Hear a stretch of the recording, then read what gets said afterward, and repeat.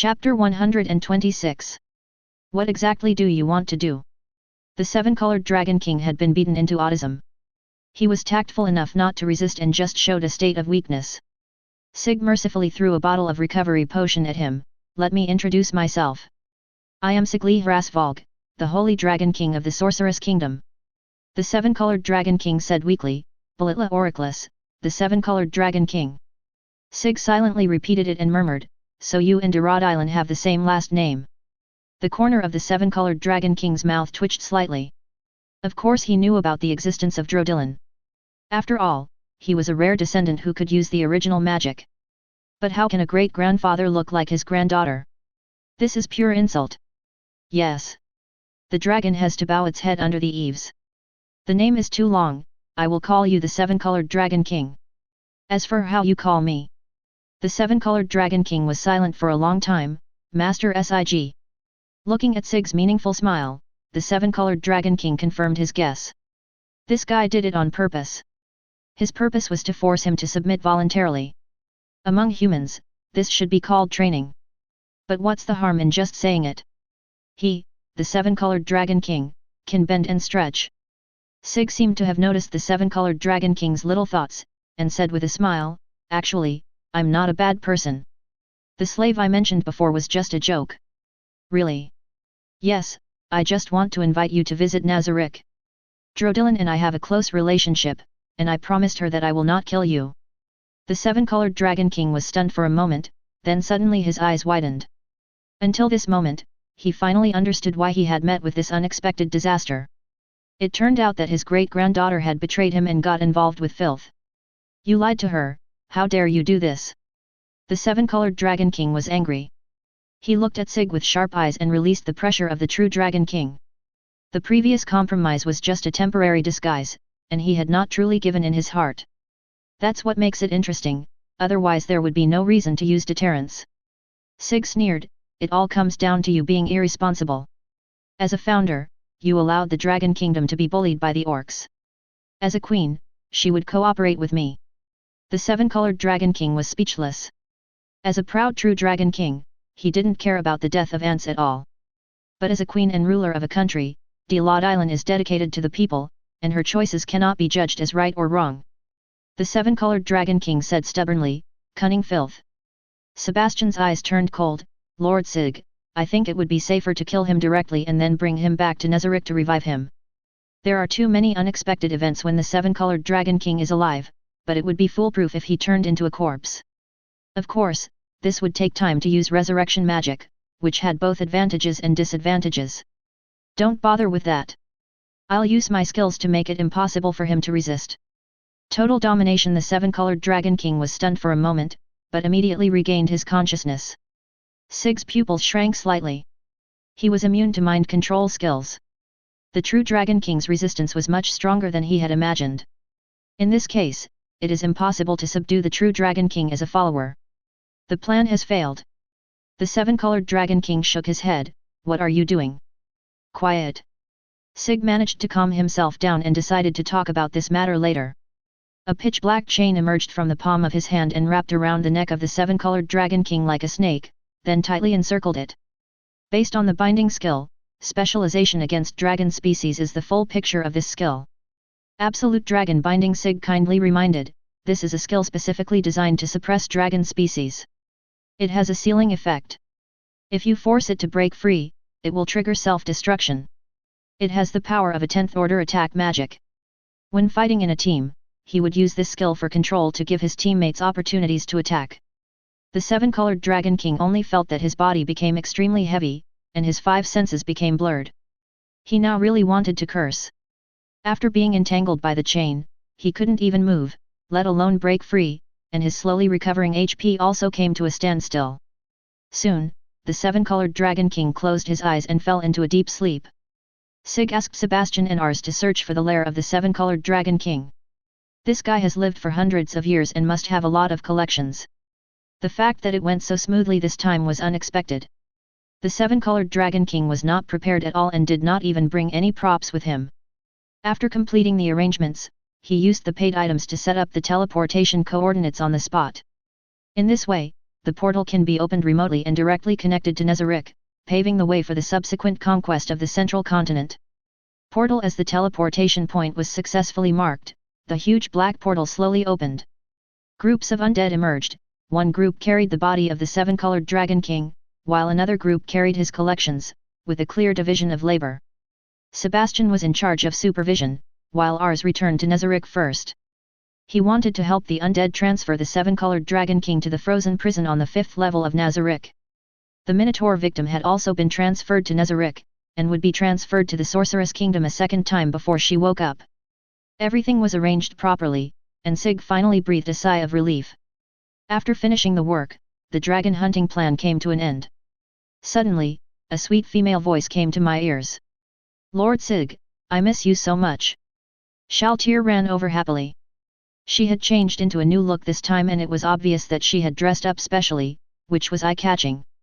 She tied her hair into 2 ponytails with big bows, and wore a black and pink miniskirt over the knee stockings and leg rings, which made her look even sexier. But the ground here was bumpy, so she had to walk carefully to avoid dirtying the shoes she had specially chosen. Sig went over and picked up Princess Shaltir, and covered her with a cloak. "The sun will burn your skin, remember to use shade next time." Shaltir blushed and shrank back into his arms. "Excuse me, I missed Sig Sama so much, Ainz." Sig smiled, found a clean stone, and wanted to put Shaltir on it. As a result, Shaltir suddenly started to act like a rogue, hugging his neck tightly and refusing to let go, even secretly blowing hot air into his ears. "Lord Sig, we haven't tried it in the wild yet." "Ah!" Shaltir suddenly screamed like a kitten, tears welling up in her eyes. Although it was very comfortable, why did he suddenly spank her butt? Sig adult.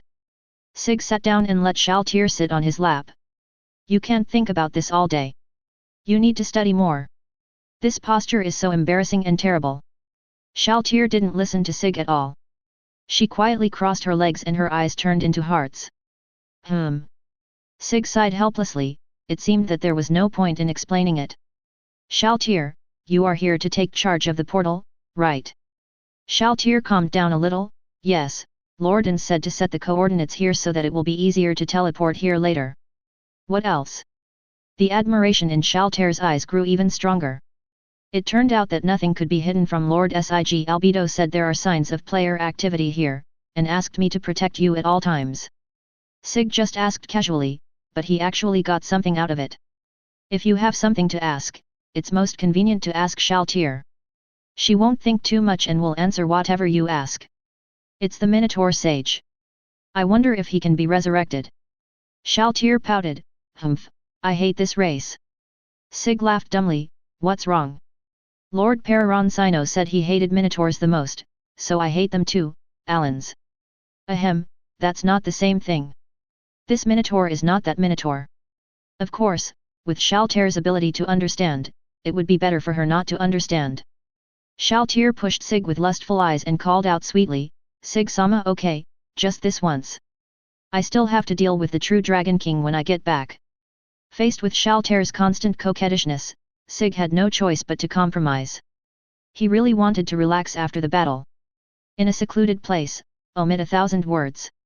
Chapter 127. On the 5th level of Nazarick, the wind and snow were still blowing, but an extremely gorgeous aurora appeared in the white sky. The ice prison is where enemies are imprisoned, but from the outside it looks like a fairy tale 2-story house. The surface is covered with a layer of bluish-white ice crystals, but the inside is colder than the outside, and the space is also very large. The captives of the Holy Book of Sunshine are also imprisoned here. The 7-colored Dragon King was transferred to the largest room in the Bingja prison. Special chains locked up his head and limbs, and his wings were nailed firmly to the ground. Incorporeal netherworld undead lurks in the ceiling and walls to keep watch at all times, while the LV-2 ice monster Snow Maiden is in charge of guarding. Ars, the ice dragon, was also temporarily left there to prevent any accidents from happening. The 10th floor of Nazarick, the reception room. After finishing the cleanup work, Sig has returned to Nazarick. He is using a surveillance tool to observe the 7-colored Dragon King with a frown on his face.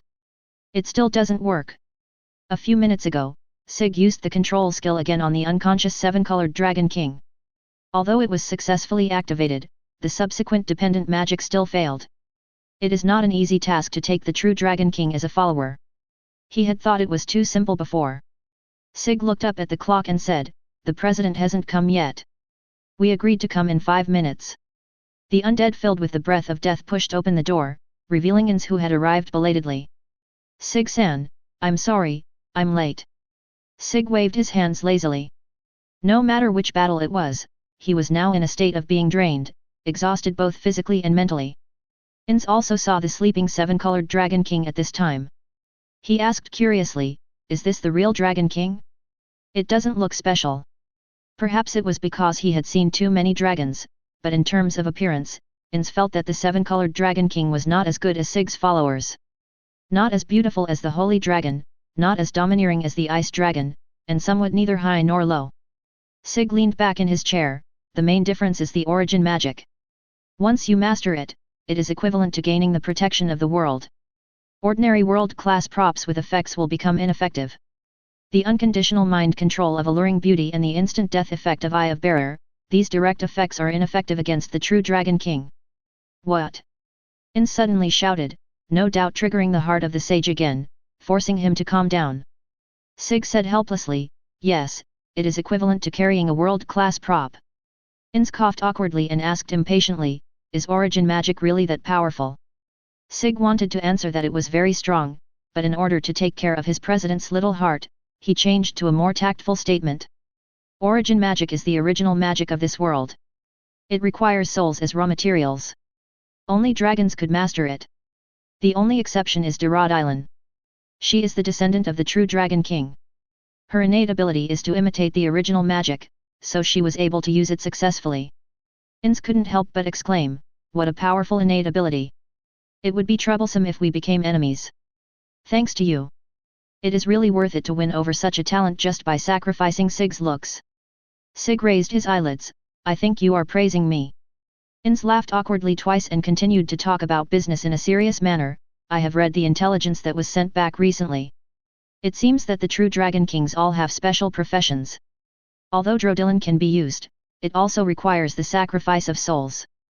This kind of magic seems to be difficult to learn. The level for level 100 players is already full, and there are no extra career levels to be allocated. As for Ainz, he could indeed learn new magic, but only from the corpses of magic casters.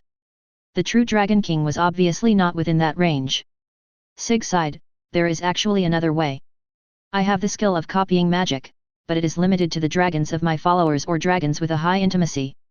The player and the true Dragon King are naturally antagonistic, so the second condition can only be abandoned, which is why he has been trying to take the seven-colored Dragon King as his follower." "Why?" Ainz opened his mouth in surprise. "I've never heard of you having such a skill." Sig touched his head, thinking that he seemed to have kept it a secret for too long. "My ice magic was copied from ours. This is a special skill of the Dragon Priest, called Pseudo-Dragon Symbiosis." Ainz finally remembered, "Is this the job that is difficult to change to? Doesn't it require hidden prerequisites?" Sig chuckled, "Actually, it's about mastering the language of dragons. I learned that from the staff of the operation company. I used some adult methods and got it out directly after drinking. The employee complained a lot. In fact, Dragon Priest had been scheduled to be scrapped because of its excessive strength. However, a certain person with great magical powers wanted to play a powerful custom profession, so he directly launched the job transfer quest Revenge of the True Dragon. Things have come to this point, and in order to improve the balance, they added hidden conditions, making it impossible for most players to change their jobs. Of course, I received a lot of criticism for this, but for the sake of long-term operation, this is the only way. That's why I later switched to the language master profession. This type of non-combat profession is completely unpopular in Yggdrasil, and only a very small number of people will change their profession, and most of them are recreational players." When Sig changed his job, Ainz advised him not to waste precious levels, but he didn't expect it was because of the job change. Ainz ruthlessly complained, "Sig-san, you are too sinister. You haven't used it yet because you are afraid of being detected by the GM. That was also the reason. Actually, I couldn't be sure of the truth of the information at that time. I thought if I failed, I would just spend money to reset my points. I didn't expect it to be successful." Looking at Sig's serious face, Ainz was so angry that his teeth were itching. He actually had such a good thing. He also wanted to play this kind of superstandard profession. But his profession is already well matched, and there is no room for any extra levels. Now he can only complain like this. Sig consoled him, "Don't be envious, it's not that useful." Because he knew the plot, he had actually already prepared to learn the origin magic, but he deliberately did not learn too many levels of magic because he was worried that the two were incompatible. But if there is no way to recruit followers, the plan to learn the original magic will be ruined and this profession will become useless. Because there is no proper magic profession, even if Sig learns magic, his power is far inferior to that of a magic caster of the mana system, let alone Ainz. The end result is that MP is wasted, and the dragon priest will become a useless profession that is self-righteous. Ainz suddenly fell silent. He thought for a long time and then said, "Do you still remember the mirror of the trickster? The world-class item you snatched back?"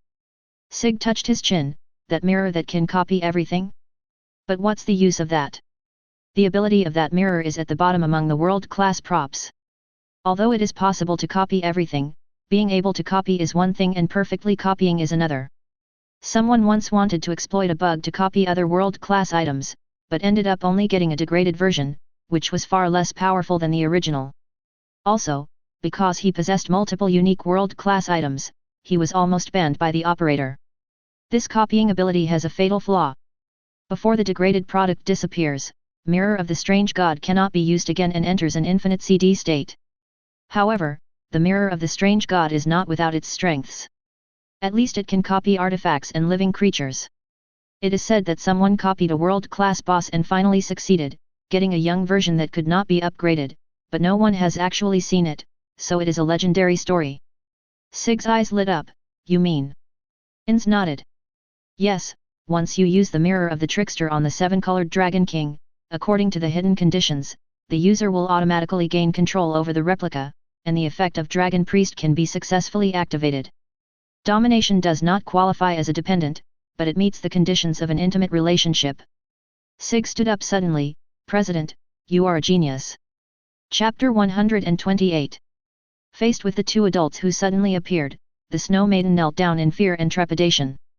They had not received any news that the Supreme Being was about to arrive. Ainz simply waved his hand domineeringly, "Don't worry about it. Continue to guard." The Snow Maidens stood up one after another with surprisingly consistent movements. To show respect, they never looked up from beginning to end, perfectly interpreting the word ice sculpture. Sig smiled and teased, "President, it seems that you have become a qualified ruler. You looked very handsome just now. Don't make fun of me, it's too embarrassing." Although he said this, Ainz was actually quite happy. After all, it was a move he had practiced many times in private. Rather, he was actually looking forward to being noticed, and the hard-working old man also needed recognition from his companions to recharge his energy. When the two stood in front of the cell, the sleeping seven-colored Dragon King seemed to notice their arrival and slowly opened his eyes. "Here it is. Welcome to the Great Tomb of Nazarick, seven-colored Dragon King." Sig introduced with a smile, "This is my companion Ainz Olgaun. His occupation is the ruler of death and his race is the skeleton undead." Ainz raised his hand and waved it uncomfortably. They and the true Dragon King should be mortal enemies, right? Was it really okay for the atmosphere to be so relaxed? The seven-colored Dragon King raised his eyelids. Although he wanted to speak, he really couldn't do it. The suppression of the chains, coupled with the loss caused by the burning of his soul, made the ancient true Dragon King extremely weak. Sig hadn't expected a response, he was just testing the seven-colored Dragon King's consciousness to see if he could respond to external stimuli. Mirror of the Strange God, it takes a certain amount of time to copy a living body. During this period, the person being copied had better stay awake. I have found a way to learn the origin of magic, and I am going to conduct experiments now. I hope you can cooperate with me." The colorful Dragon King's eyes suddenly widened, his pupils shrank into a vertical line, and his body began to tremble unconsciously with excitement. "Absolutely not. The origin of magic is the root of the world and the foundation of the true Dragon King. It must not be tainted by filth." With strong willpower, the seven-colored Dragon King made an unclear sound from his mouth, which could only be barely heard. "Stop. Unfortunately, you can only choose to cooperate." Sig took out the world-class props from the treasure hall and faced it to the colorful Dragon King. The appearance of Mirror of the Strange God is just an ordinary mirror. Except for the strange light flashing on it, there is no sign that it is a world-class prop. But after activation, it will change into a completely unrecognizable form. Subject confirmed, copying started. Mirror of the strange god was instantly activated, the mirror surface decomposed, and the fragments flew in the air, then surrounded the colorful Dragon King in the middle, reflecting his figure from all angles. The colorful Dragon King was stunned for a moment. Every piece of debris reflected his current miserable appearance. Was this a new form of torture? No, he heard the word copy, but what did that mean? Is he trying to copy his original magic? The seven-colored Dragon King began to struggle violently. The chains made a rattling sound and the dragon's roar resounded throughout the prison. But soon, it became completely quiet. Dragon kill. Targeted destruction. Sig put his hand down and said helplessly, I didn't want to do this. It's all because he always makes noises. Well, destroying the vocal cords and joints is a good idea, but you must not kill him.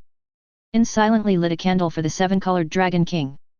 What a pitiful creature. If he had been more honest, he could have suffered less. The seven-colored Dragon King gave up resistance and could only be forced to wait. This feeling was really torturous.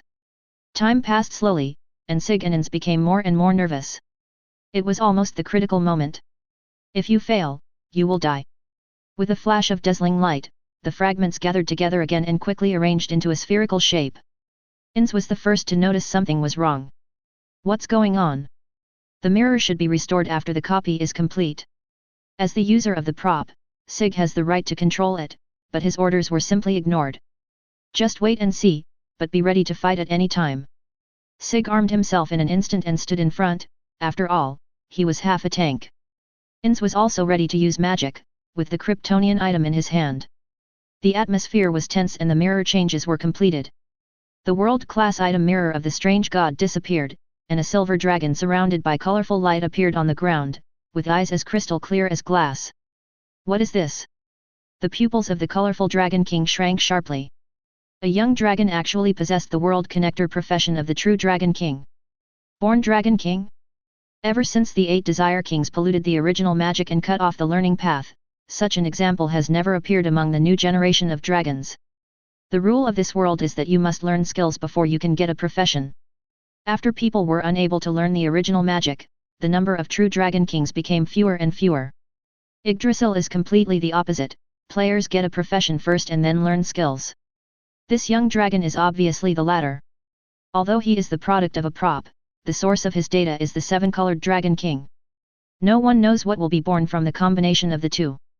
Time stands still almost in an instant, the space around him became still. Ainz immediately used identification magic again.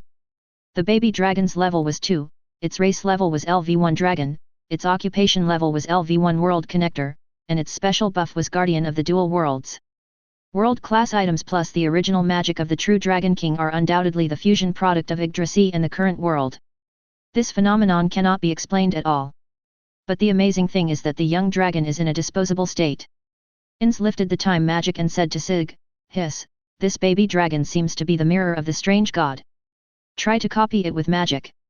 Sig nodded and activated the pseudo-dragon symbiosis skill, and replicable options really appeared on the baby dragon. Low-level origin magic colorful rays. The colorful Dragon King's expression froze, with disbelief all over his face. This wasn't his unique original magic, so how could it be stolen? Dad. At this time, the domination took effect automatically, and the dragon baby's loyalty was raised to the highest level. Perhaps because he was just born, he immediately started to cry. Come over. Sig waved his hand, and he immediately jumped up quickly, found a comfortable position and hung his body on it. Ainz poked the young dragon curiously, it actually worked. You even got a dragon son. Losing a not-so-important world-class item doesn't seem to be a big deal, as the baby dragon is obviously more valuable. Ah! Because of the touch of the cold and hard bones, the young dragon cried out in dissatisfaction, just like a puppy. Sig was also teasing the young dragon, and he also joked, if you like, I'll adopt him to you, ha ha ha ha. Ainz waved his hand quickly, I'm busy enough right now, you should take care of the child. By the way. Sig looked at the colorful Dragon King, raised the dragon's claws and waved them, laughing maliciously, we still have to ask his biological mother for her opinion. The seven-colored Dragon King felt like he had seen a ghost. He must still be dreaming, so he looked in the mirror and suddenly there was a child. And how can he be the mother? At least he should be the father. Chapter 129. The 6th floor of Nazarick. The circular arena was deserted, with only 2 petite dark elves standing there, seemingly waiting for something. As the light of the teleportation flashed, smiles immediately appeared on Aura and Mare's faces. The two said in unison, "Greetings to the Supreme Being." The people who came were Ainz and Sig. They used the guild rings to teleport here from the frozen prison. As for why Aura and Mare were waiting here, it was obvious, they had been specifically instructed to do so, but they themselves did not know why they were here. No need to be polite. After receiving permission, Aura and Mare stepped aside, and Ainz followed them to sit in the viewing stand. Sig was the only one left in the huge arena, which seemed like a performance stage prepared for him. "Ainz-sama, what does Sig-sama want to show us?" Aura couldn't help but ask out of curiosity. "He wants to experiment with the new magic he has learned, and you will be the first to witness it." Ainz raised his hand and ruffled Aura's soft hair. Mare on the other side did the same. The two children had to be treated equally. After saying this, there were undoubtedly 2 exclamations and sparkling eyes. The 2 of them clenched their fists and quietly cheered for Master Sig. Sig looked over here with a sense of something, smiled and said nothing. The young dragon on his body whined in dissatisfaction, and the tip of its tail covered with tiny scales rubbed against his skin, bringing a slight coolness. Sig lifted it up with 2 fingers. "I am your dominant, don't let me down." "Daddy!" The young dragon hung his head and started calling Dad again. Apart from its unconscious barking, the young dragon can only make sounds like this, similar to that of a newborn animal. Sig sighed helplessly. What was the point of threatening a young dragon? This little thing might not even understand what he was saying. "I want to use the origin magic without sacrifice. Can you help me?" He did successfully copy the original magic, but considering that he did not have the world connector profession, his situation was the same as Drodilan's, and he could only obtain souls through sacrifice. If the young dragon could share the energy of his soul river with him, he would be able to use it freely. Sig looked expectant, and the young dragon seemed to understand, and the little dragon head actually nodded. "Papa. Good boy."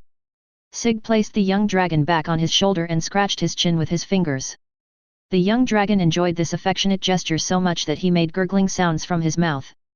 Sig no longer hesitated, raised his hand, used a skill, and read out the name of the magic, low-level origin magic colorful rays. As a dazzling light flashed by, the colorful light did not condense into shape, but spread out like water waves. Started and failed. Sig lowered his head in silence, and the young dragon on his shoulder fell into his hands. Ainz walked over anxiously, his speed almost like running, and Aura and Mare couldn't catch up with him. "How was it? Didn't it work?" Sig shook his head, but a very happy expression appeared on his face. "It succeeded, but it also failed." He didn't beat around the bush and explained the reason right away. The origin magic had indeed been successful, but because the young dragon's level was too low, it had very little ability to mobilize the river of souls. Colorful rays. The amount of soul energy consumed is determined by its intensity and coverage area. Currently, the young dragon can only create a barrier to cover its own body, as Sig is too big. Ainz understood, and he heaved a sigh of relief. "This is really great. We have mastered the power of origin magic."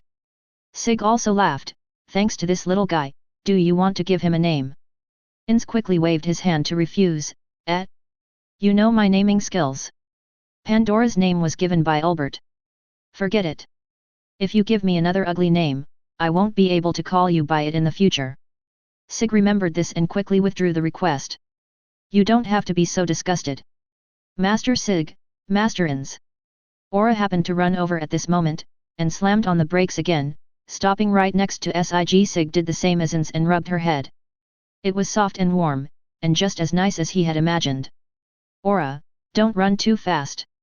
Aura's little face was flushed, and it was unclear whether she was tired or shy. "Sister, wait for me." Mare ran very slowly holding the shadow of the World Tree staff, while pulling at his skirt. He was so anxious that tears were about to come out. Hurry up, hurry up." "Yes." Aura pinched her waist and ruthlessly scolded Mare, who was still breathing heavily. "You still need my help for such a small matter. I really don't know when you will improve." Normally, Aura would not be so strong, but now she is in front of the Supreme Being and must be in the best condition. Sig fixed Mare's hair and dusted him off. It's okay. After all, Mare's staff is very heavy, so it's normal for him to run slowly. Mare twisted his fingers, appearing to be being scolded, but in fact, he secretly curled the corners of his mouth, feeling that he was being particularly cared for. Ainz also tried to smooth things over. Let's go sit down and talk first. I have something to ask of you. As the story unfolds, De Yolong's origins also come to light. He is the embodiment of a world-class prop. Aura's reaction was particularly big. She was a little shocked. Hey! So it wasn't Albedo's child. Sig, who was drinking water, spat it out, and Ainz also triggered the forced calming effect. Mare said weakly, after all, Shaltir can't have children. Undead beings are generally infertile, they are essentially corpses, unable to give birth to new life.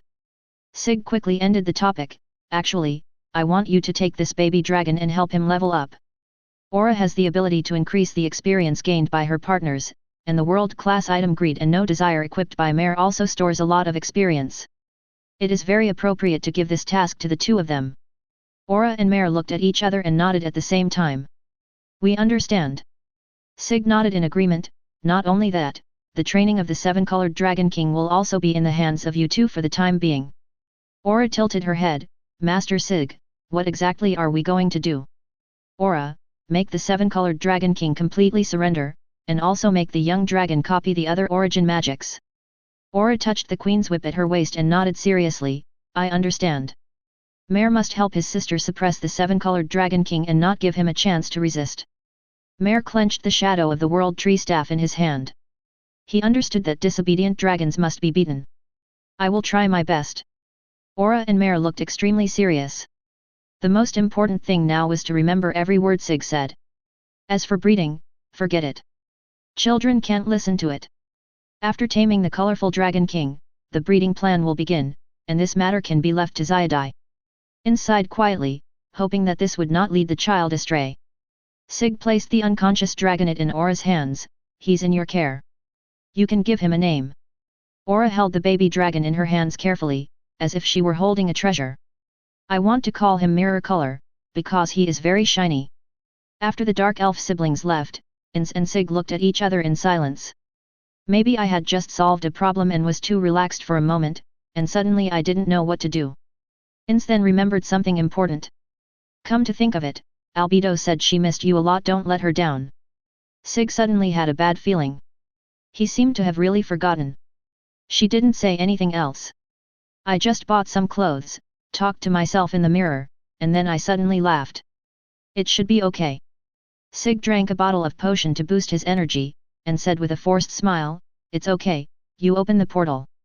Albedo, who was far away in the Sorceress Kingdom, suddenly opened her eyes. Her golden pupils radiated a captivating light. She hugged the man's clothes tighter while completely naked. Hehe, it's the aura of Lord Sig. Chapter 130. The former capital of the kingdom is now the capital of the Sorceress Kingdom. Not only has it become more prosperous, its name has also become simpler. Its name is Center, which means the residence of various ethnic groups, the underground kingdom of God, and can also be interpreted as the center of the world. The royal city that separated commoners and nobles was also demolished. There was no longer a distinction between nobles and commoners in the Magic Kingdom. As long as you had talent, you would be valued. The residences of the two kings were set up in the original royal palace. In order to save financial resources, only simple renovations were carried out without large-scale construction. The people had no objection to this, because the king was supposed to be a special being, and all races lived in peace. They were very sure that they were living in the kingdom of God. Squeak! Sig slowly opened the door to his bedroom. This was his first time in this room and he felt inexplicably nervous. Ainz left him behind, using the excuse of attending to official business, without any regard for brotherhood.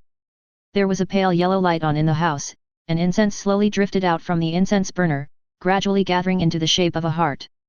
The seemingly ordinary stove is actually a magic prop. Albedo ruffled her raven feather-like hair, her long eyelashes trembled slightly, and she showed a standard smile. Master Sig, you are back. Sig opened his mouth in surprise. If one ignores her clothes, Albedo's behavior is undoubtedly that of a lady among ladies, but he simply couldn't ignore it. Albedo, Aren't you cold like this? What a cute question. Lord Sig can be childish sometimes. Albedo raised a finger and rubbed her red lips with the tip of her finger, but her face remained innocent, and her beauty flashed as she twisted her waist. The highest etiquette for a wife to welcome her husband is a naked apron. Don't you like it, Lord Sig? Of course I do. At this point, Sig couldn't just say he didn't like it. Because he came back so late, he thought Albedo would be a little angry, but she was just waiting.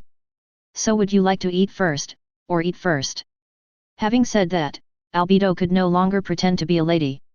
Her cheeks were flushed and her eyes were filled with desire that was difficult to conceal. The next day, sunlight shone through the floor-to-ceiling windows, illuminating most of the room. It was obvious that the sun had already risen. Yuri stood in front of the door for a while before knocking gently. 5 minutes later, Albedo's voice came, "Come in." After entering the room, Yuri didn't even raise her head. She immediately bent down to apologize. "Excuse me, I have something important to ask you." Albedo was familiar with Yuri, so she knew her limits. At this moment, she had already returned to her proper form as a pure white devil, except that her face was unusually red. There was no change on Sig's part. He was still as meticulous as ever, and you couldn't tell at all that he had just finished a fight. Ever since Albedo awakened her succubus nature, her appetite has been so huge that Sig can only barely satisfy it. Albedo looked over with a big smile on her face, her eyes like hooks, full of charm. Sig looked away uncomfortably and spoke directly, "Yuri, report now." "Yes." The church sent a secret letter through a spy. They handed it to Blue Rose and expressed their desire to meet with Master Sig again. The entire atrium is under Nigratua's surveillance, and the little actions of the theocracy will naturally not escape her eyes. Sig's only subordinate in public is Blue Rose. Their courageous resistance against the Sorcerer King demonstrated their identity as the guardians of humanity, which led the theocracy to finally choose them as messengers. Sig thought for a moment and understood. He smiled and said, "It seems that the church is in a hurry." "Albedo, what did you do?" Albedo pursed her lips and smiled. "Sure enough, nothing can be hidden from Lord Sig. Taking advantage of the defeat of the theocracy and the Elven Kingdom, the spy you planted, Ainz, successfully aroused public resentment. This is what a religious country is like. It is easy to be swayed by public opinion. To ordinary people, the top leaders of the church were too weak. They possessed the legacy of God, but why didn't they launch a just counterattack, but instead watched their loved ones die? There is no need to deliberately spread rumors, just a little guidance will immediately make public resentment boil over. If they had not been able to vent their anger on the elf slaves, they would probably have caused even greater chaos. Maybe he heard the news of the Dragon Kingdom and the Empire's surrender, so he can't sit still." Yuri pushed her glasses and gave her own explanation. "Why not help the elves?" Sig had a faint smile on his face, and looked calm as if he was talking about something insignificant. Albedo's heart skipped a beat. They actually had the same idea again. This must be the legendary telepathy. Yuri nodded seriously. "I understand. The enemy of my enemy is my friend. Moreover, in terms of race alone, how can humans be compared with the elves? Aura and Mare, as well as Yuri's creator, Yamaiko's sister Akemi, they are all real elves." Thinking of the Elf King's character, Sig hurriedly instructed, "One more thing, don't send Aura and Mare to contact the elves, and don't send women either." Albedo and Yuri both showed confused expressions, but they certainly didn't know why. Sig had no choice but to explain, "The Elf King is a pervert who likes to have children. He treats women as reproductive tools." Albedo snorted, "So they are uncivilized barbarians." Yuri even showed a look of contempt. She had a high sense of justice and could not tolerate such evil behavior. "Lord Sig, I suggest that you only provide the most basic assistance. Too much help will not do any good. Well, try not to reveal your identity. As for the candidates." Sig thought about several male guardians who had no mission, had to look acceptable, and were stronger than the Elf King. After screening, he thought of a familiar figure. Ahem, where is Sebastian? Albedo was indeed the chief guardian. She knew all the guardians' movements. Sebastian is in charge of the guard work in Nazarick. Sig was feeling a little embarrassed at this point. He had just returned from a business trip and now he had to go on another business trip. As a boss, he was really too much, but there were no other good candidates now. "Albedo, after this mission is completed, give Sebastian a long vacation and let him and Swear move freely outside for a while.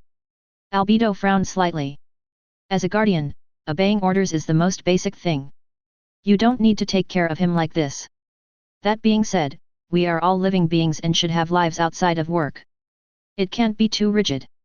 Sig smiled and explained, because I cherish everyone, the president thinks so too, so don't say such things in the future. Cherish.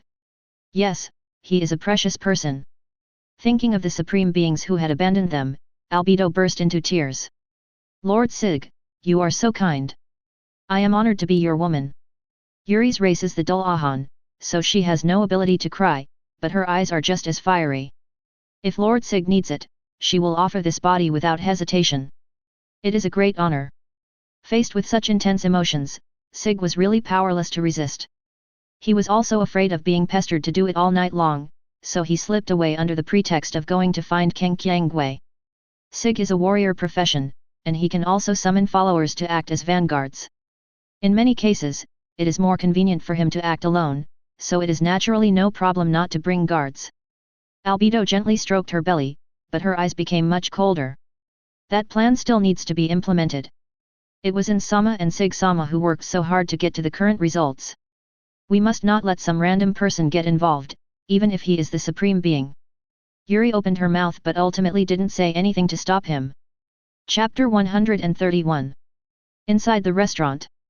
The Blue Rose team, who had finished a day's mission, was enjoying dinner. They ordered a table full of dishes, many of which were foods they had never tried before. The Magic Kingdom improved the treatment of adventurers, and they enjoyed subsidies for food, clothing, housing, and transportation. Many people began to actively join the ranks of adventurers, and even a number of workers from other countries came. As members of the Blue Rose team who are elite steel rank adventurers, they earn more than twice as much as before, so it's natural for them to indulge themselves a little. Gageland drank a glass of beer, his expression somewhat intoxicated, refreshing. Why is Lord Sig so handsome? Logis burped, holding her cheek with her hands, looking like a young girl in love. She only drank fruit wine, but she was obviously drunk as she had a very low alcohol tolerance. With a helpful attitude, Gageland filled Lacassie's cup directly and put his arm around her shoulders. You must get drunk today. Tia and Tina both moved away at the same time. They didn't want to be bothered by the drunkard. Ibrua lifted a corner of his mask, held the glass in both hands, and took small sips of the dark red liquid in the glass. This looks a lot like blood, but it's just a fruity drink with a similar taste. Even if the undead were common here, selling blood in a restaurant was still too advanced. It tastes good. Ibrua murmured in surprise, rubbing the rim of the cup quietly, hesitating whether to order another one. After all, she said at the beginning that she definitely wouldn't drink it. Now she is taking the initiative to ask for it. Isn't it too embarrassing? Haha, it seems I came at a really bad time. A man in a cloak suddenly sat down in the empty seat, with the cold air coming from his body, obviously having just come in from outside. Ibrua frowned. Who are you? Sig raised his head slightly, revealing half of his angular face. What's wrong? Don't you recognize me? It's you. Ibrua was not as excited as expected, and looked like she had known it for a long time. Sig asked curiously, you knew I was coming? Ibrua shook her head and crossed her arms proudly. No, I'm just immune to your name. The leader always calls your name all day long. Why? On the other side, Logis was completely drunk and was mumbling unclear words. Sig did hear his name. It seems that I have captured the heart of another beautiful woman. Again? You really are a scumbag. Ibrua drank the drink in the cup depressedly, and said in a resentful voice, because I have been doing missions all day, I almost forgot what Master Fifei looks like. If we haven't seen each other for a long time, the love will fade away a lot if it is just memories. Sig secretly complained, you have never seen its true appearance. However, the current Fifei seems to be played by a double phantom, which is exactly the same as his fake identity Eli. Sure enough, I am still at the age where I loved adventure and I am unwilling to waste time doing useless things. That's not right. Haven't you met Mammon or the Sorcerer King? Ibrua tilted her head in confusion. Why should I see the Sorcerer King? Sig finally realized one thing, that is, Ibrua only liked Fifei unilaterally, and Ainz had no intention of developing any feelings for her. It seems I misunderstood. Sig coughed lightly, I came here for a serious matter. The church sent a letter, right? Ibrua looked around nervously and found that no one noticed them, so she whispered, how did you know? Sig took his time, because that's for me. On a hillside not far outside the city. A wave of teleportation magic flashed by, and in the blink of an eye, two figures, one big and one small, appeared there. Ibrua put his hands on his waist and introduced proudly, this is my secret base. You can see the entire sky just by sitting here. I specially set the teleportation coordinates. Sig looked up and saw the night sky dotted with stars, dotted with wisps of sunset glow. I haven't seen such a beautiful night sky in a long time. Whether in the first life or after the first time traveling, there was no such unpolluted sky. Sig took off his cloak and put it on the ground, then sat down directly on the grass. Ms. Ibrua, come and sit down. Let me sit. Ibrua stood there awkwardly.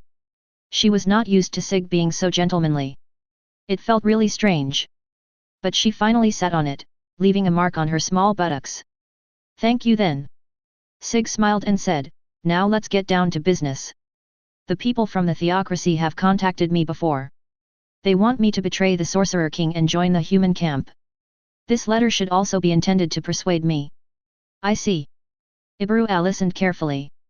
She took out the letter that needed to be delivered from her cloak and said, when the person gave it to me, he didn't specify who it was for.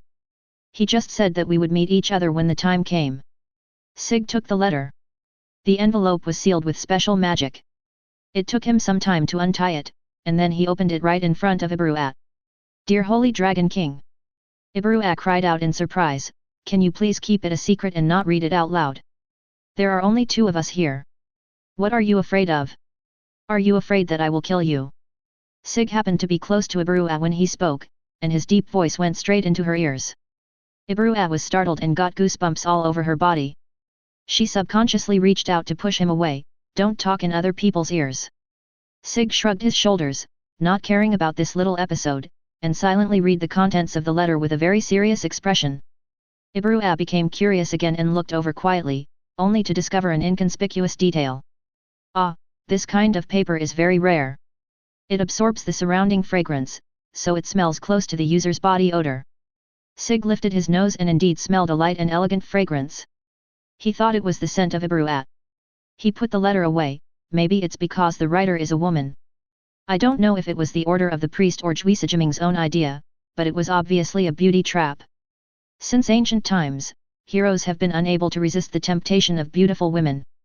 For the church, even if they fail to win over Juisijiming, it would be a good deal if Juisijiming can give birth to a child with player blood. As for the content of the letter, it seemed quite ordinary, mostly words of enticement, and vaguely a bit anxious, wanting him to make a decision quickly. Sig naturally would not make a decision immediately. He wanted to give the church some time to make them even more anxious. After all, it is easier to make mistakes when you are in a hurry, and it is also easier to expose your cards. Seeing Sig in deep thought, Ibrua pursed his lips secretly under the mask. There is a beautiful woman in front of you, but you are still fantasizing about someone else.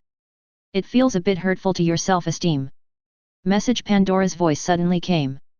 Sir Sig, the Platinum Dragon King wants to go deep into the Sorceress Kingdom to gather intelligence. I have informed Lord Ainz. Please go and discuss this with him immediately. I see. After closing the message, Ibrua was still sitting there. She couldn't hear what Pandora said, but only heard Sig's reply. Sig stood up and complained helplessly, 2 waves of guests suddenly came, and I can't handle them all. Ibrua brushed off the grass debris on her body. She was still worried about her figure and replied, why don't we meet together? Sig's eyes suddenly lit up, and he suddenly held Ibrua's hand, someone from the church will come to ask for a reply soon. Just tell him that I need to negotiate in person, and Celia must come. Ibrua was so surprised that she forgot to take her hand back. What are you suddenly talking about? Sig smiled meaningfully. The encounter between the Platinum Dragon King and Juisijiming would definitely be a good show. Chapter 132. At the border between the Council Kingdom and the Sorceress Kingdom. The platinum-colored armor stood in the cold wind, and the unique dragon-shaped decoration made him look more domineering, but his voice was very soft, with a sense of elegance.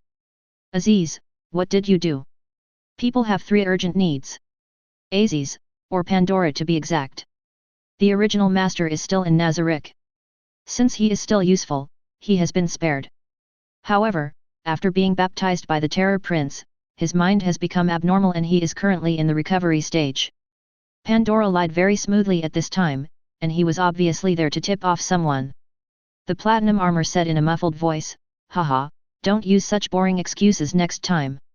If you listen carefully, you will find that the tone of the platinum armor has a special non-human texture, which makes people curious about the true appearance under the armor. But Pandora knew that there was nothing under the armor and her true self was thousands of miles away. The other 13 heroes had also fantasized countless times about whether they were handsome or ugly, or had a pair of buck teeth. This lasted until the end of the journey, until the moment the answer was revealed, everyone was furious. Because there was nothing inside the armor, just a giant dragon named Platinum Dragon King, who became their partner out of curiosity. The sweat and hardship along the way forged the lie called the Silver Knight.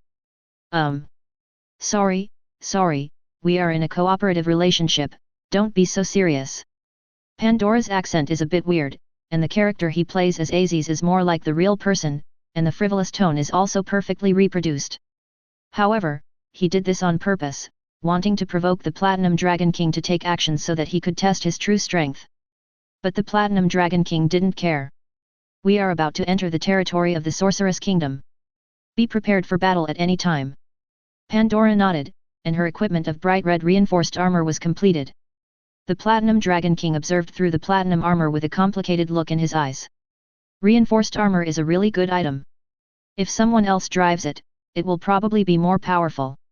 So, should we take this opportunity to recycle it directly? This isn't the first time this has been done, so there's no need to be nervous. Just backstab and rob him like they did to Leader Rick 100 years ago. All he had to do was to put the blame on the enemy, the Sorceress Kingdom, and he could legitimately take possession of the item as someone who had been entrusted with the task.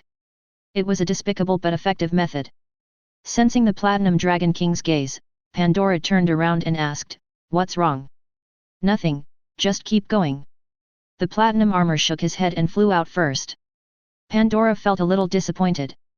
He had even exposed his back on purpose, but she still didn't fall for it. A cunning dragon. One day later, the church. Juicy Chwiming received the urgent message. She sat by the window, pinching a leaf out of boredom, muttering to herself, could it be a trap? Kuro gave a bitter smile and said, I can't accompany you this time. The elves' attack has suddenly become fierce. I have to go to the battlefield. As the captain of the Dark Scripture, he would naturally step forward in times of crisis for the church. Juicy Chwiming sneered, if you had sent me, the war would have ended long ago. She really wanted to kill the beastly Elf King with her own hands to relieve the hatred in her heart.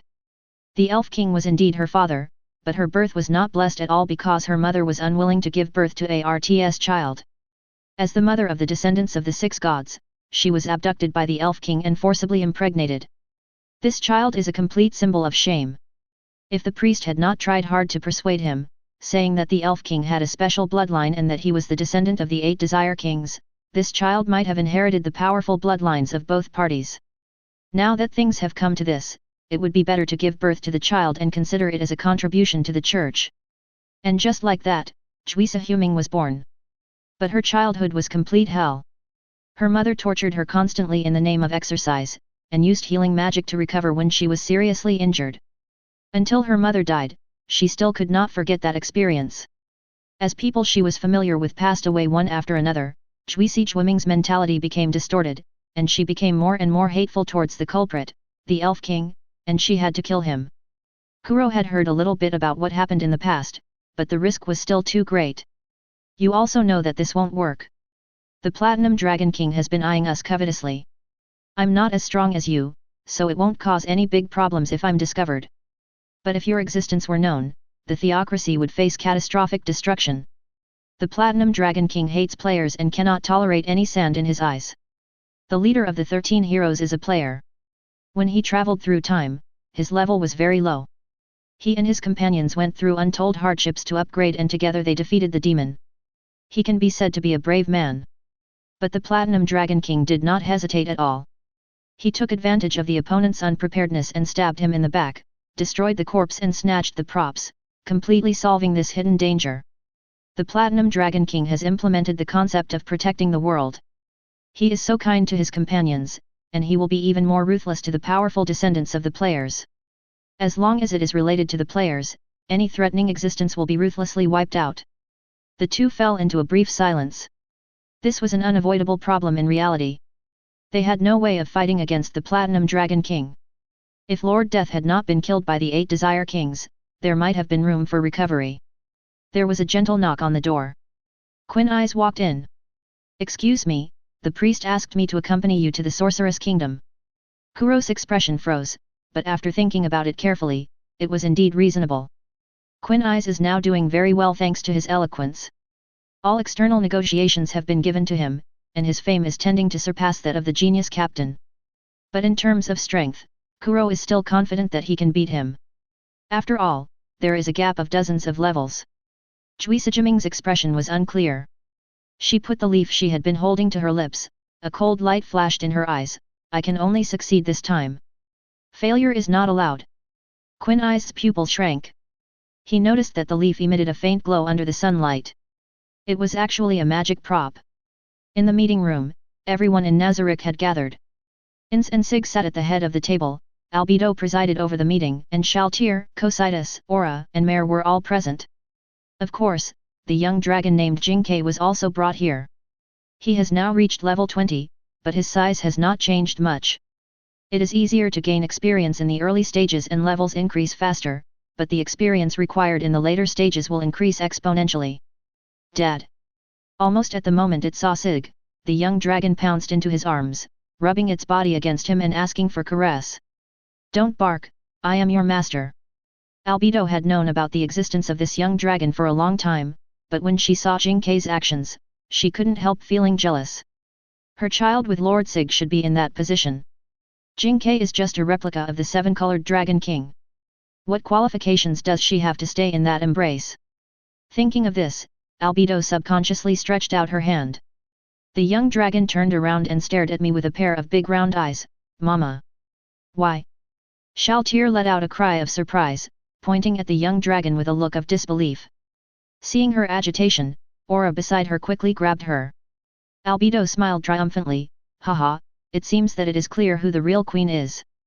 Shaltir was about to burst into tears. "Wow, Ainz-sama, why don't you just do something about it?" "What do I care?" Ainz pointed at himself in disbelief. What did this have to do with him? It was all Sig's fault. "How can you behave in front of the Supreme Being?" Cocytus spoke in a domineering manner and finally brought the meeting back to normal, but the prerequisite was that one had to ignore the burning look he gave Jinke. Young Master Long is also the young master, he can finally become an old man. Albedo began to preside over the meeting with ease. This plan was proposed by Lord Sig. The purpose is to make the Platinum Dragon King and the Theocracy meet. Now we have spies on both sides. We can do it with just a little guidance. That's the battle plan. Does anyone want to add anything? Shaltir raised her hand. "Why did you let the two sides meet, Sig-sama?" Ainz had a vague guess, but he still couldn't be sure, so he decided to listen to what Sig had to say. Sig smiled and said, "This is what we call a friend's death rather than a poor fellow's. After the two sides meet, most of the Platinum Dragon King's attention will be diverted to the church. I have already sent Sebastian to the Elf Kingdom to provide assistance, so that the church will be attacked from both sides." Shaltir suddenly realized, that means we can take advantage of this opportunity to seize the Theocracy. Well, if things go well, we can also take possession of the legacy of the 6 gods. Ainz had underestimated Sig's insidiousness. What had already happened, and even if both sides had doubts, it would be of no avail. The Platinum Dragon King and the Theocracy have always been in an antagonistic relationship, and it is impossible for them to cooperate. As for the Platinum Dragon King, he will obviously pay more attention to the Theocracy, and will mainly test the Sorceress Kingdom, whose details he does not know, and will not dare to act rashly. If the Theocracy is truly desperate, it may even seek help from the Sorceress Kingdom, which is also a player force. That would be the time for reaping the rewards. Sig raised his hand and stroked the young dragon, saying gently, "Whether it's lies or deception, as long as it achieves the goal, it will be a victory for Nazarick." Chapter 133. As for the probability of encountering a wild platinum armor in the wild, the answer is very small. The probability of encountering someone from the church, and this person being doomed to die, is even smaller. The probability of the two meeting by chance is infinitely close to zero. But it happened today, in the suburbs of the Sorceress Kingdom's capital, Midgard. The two people who were least likely to meet miraculously met. The two sides were dozens of meters apart, and the atmosphere became tense. Alert! Juisajiming immediately retreated, with a scythe in his hand, which was the weapon left by the god of death Karen's guidance. Fortunately, she almost rushed directly in front of the enemy, which really made her break out in a cold sweat. Because she had been shrouded in the shadow of the Platinum Dragon King for so many years, Juisajiming subconsciously exposed her inner fear and had a stress response like a kitten. They are from the theocracy. Pandora explained at the right time. The Platinum Dragon King could tell at a glance that Juisajiming's sickle was a high-level weapon, at least at the Holy Relic level, and ordinary humans had no way of equipping it. Godman! Juisajiming bit her lip and said nothing. She was already panicking at this moment. Ainz stood in front and said, "Sir, is there any misunderstanding? We are just here to look for someone and have no intention of provoking a dispute." The speaker has intention, and the listener also has intention. A bad thought suddenly emerged in the Platinum Dragon King's mind. Could it be that the theocracy had already established contact with the Sorceress Kingdom and the two were about to form a united front? There is an inexplicable closeness between the filthy people, and they are likely to collude with each other. Who are you going to see? Holy! Shut up! Juisajiming snorted coldly and immediately removed his disguise, revealing his black and white hair. At this point, a battle is inevitable, so there is no need to say any more nonsense. The Platinum Dragon King sensed a powerful aura, and he became more certain of his guess, with the weapons around him ready to go. Original Magic World Separation Barrier. The HP of the platinum armor decreased instantly, and an invisible barrier separated this place. The platinum armor is the product of the original magic, and HP is the stored soul energy, so it has no blue bar, and each time it releases the original magic, it uses blood instead. In any case, we must first ensure that the opponent cannot escape. As the Platinum Dragon King thought so, the weapons around him slowly turned. The spear, sword, hammer, and great sword were all extremely lethal weapons. With the control of the main body, 4 weapons flew out with a whoosh. Don't resist, it will save you some pain. Super ability increase evasion ultra avoidance super sense of possibility absolute death unleashes several martial arts in an instant, increasing various attribute abilities, improving reaction speed, strengthening the body, and sharpening the sixth sense. She swung her scythe, the sound of metal clashing came one after another, and all the weapons were bounced away in an instant. The man in the platinum armor let out a light exclamation, he was also surprised by the result. It's really unexpected that this elf girl has extremely powerful strength in her body. The theocracy already has most of the information on the platinum armor. Ordinary magic is useless, and the only way is to reduce its HP to 0. Juisajiming had rehearsed this move in her mind many times, so she was not going to hold back and revealed her trump card directly. Summon the Spartans. She used the special ability sealed in her scythe to summon 5 undead to stand in front of her as her vanguard. She did not wear the full body armor left by the god of wind because it was inconvenient to hide, but lacking protective gear in battle would be very dangerous. Since Ainz couldn't help, she could only settle for the next best thing. The origin of Magic World Teleport. The attack from the platinum armor came immediately. He flashed behind Juisajiming and swung the sword in his hand from top to bottom. Water flow super acceleration strong wrist attack super enhanced defense. Juisajiming seemed to sense something and instantly activated his martial arts. He stepped on the undead in front of him, did a beautiful backflip, and stabbed the helmet of the platinum armor with his sickle. Original magic light cloth. The platinum armor glowed, and the fatal attack was easily resolved. He then swung his sword again.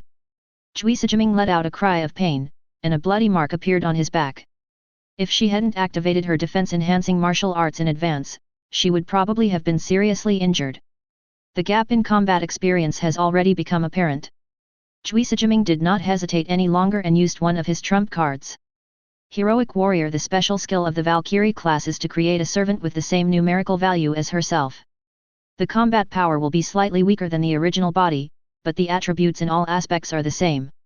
Pandora couldn't help but let out a cry of surprise, and the people of Nazarick who were watching the live battle were also genuinely shocked. Her abilities are degraded, and her profession should be a secondary Valkyrie. It is totally incomparable to my Valkyrie profession, Ainz. Shaltir explained thoughtfully, puffing out her chest with pride. She was much better in this area. Ainz added, if you don't specialize in one weapon, the strength of the heroic Ainz will be greatly reduced.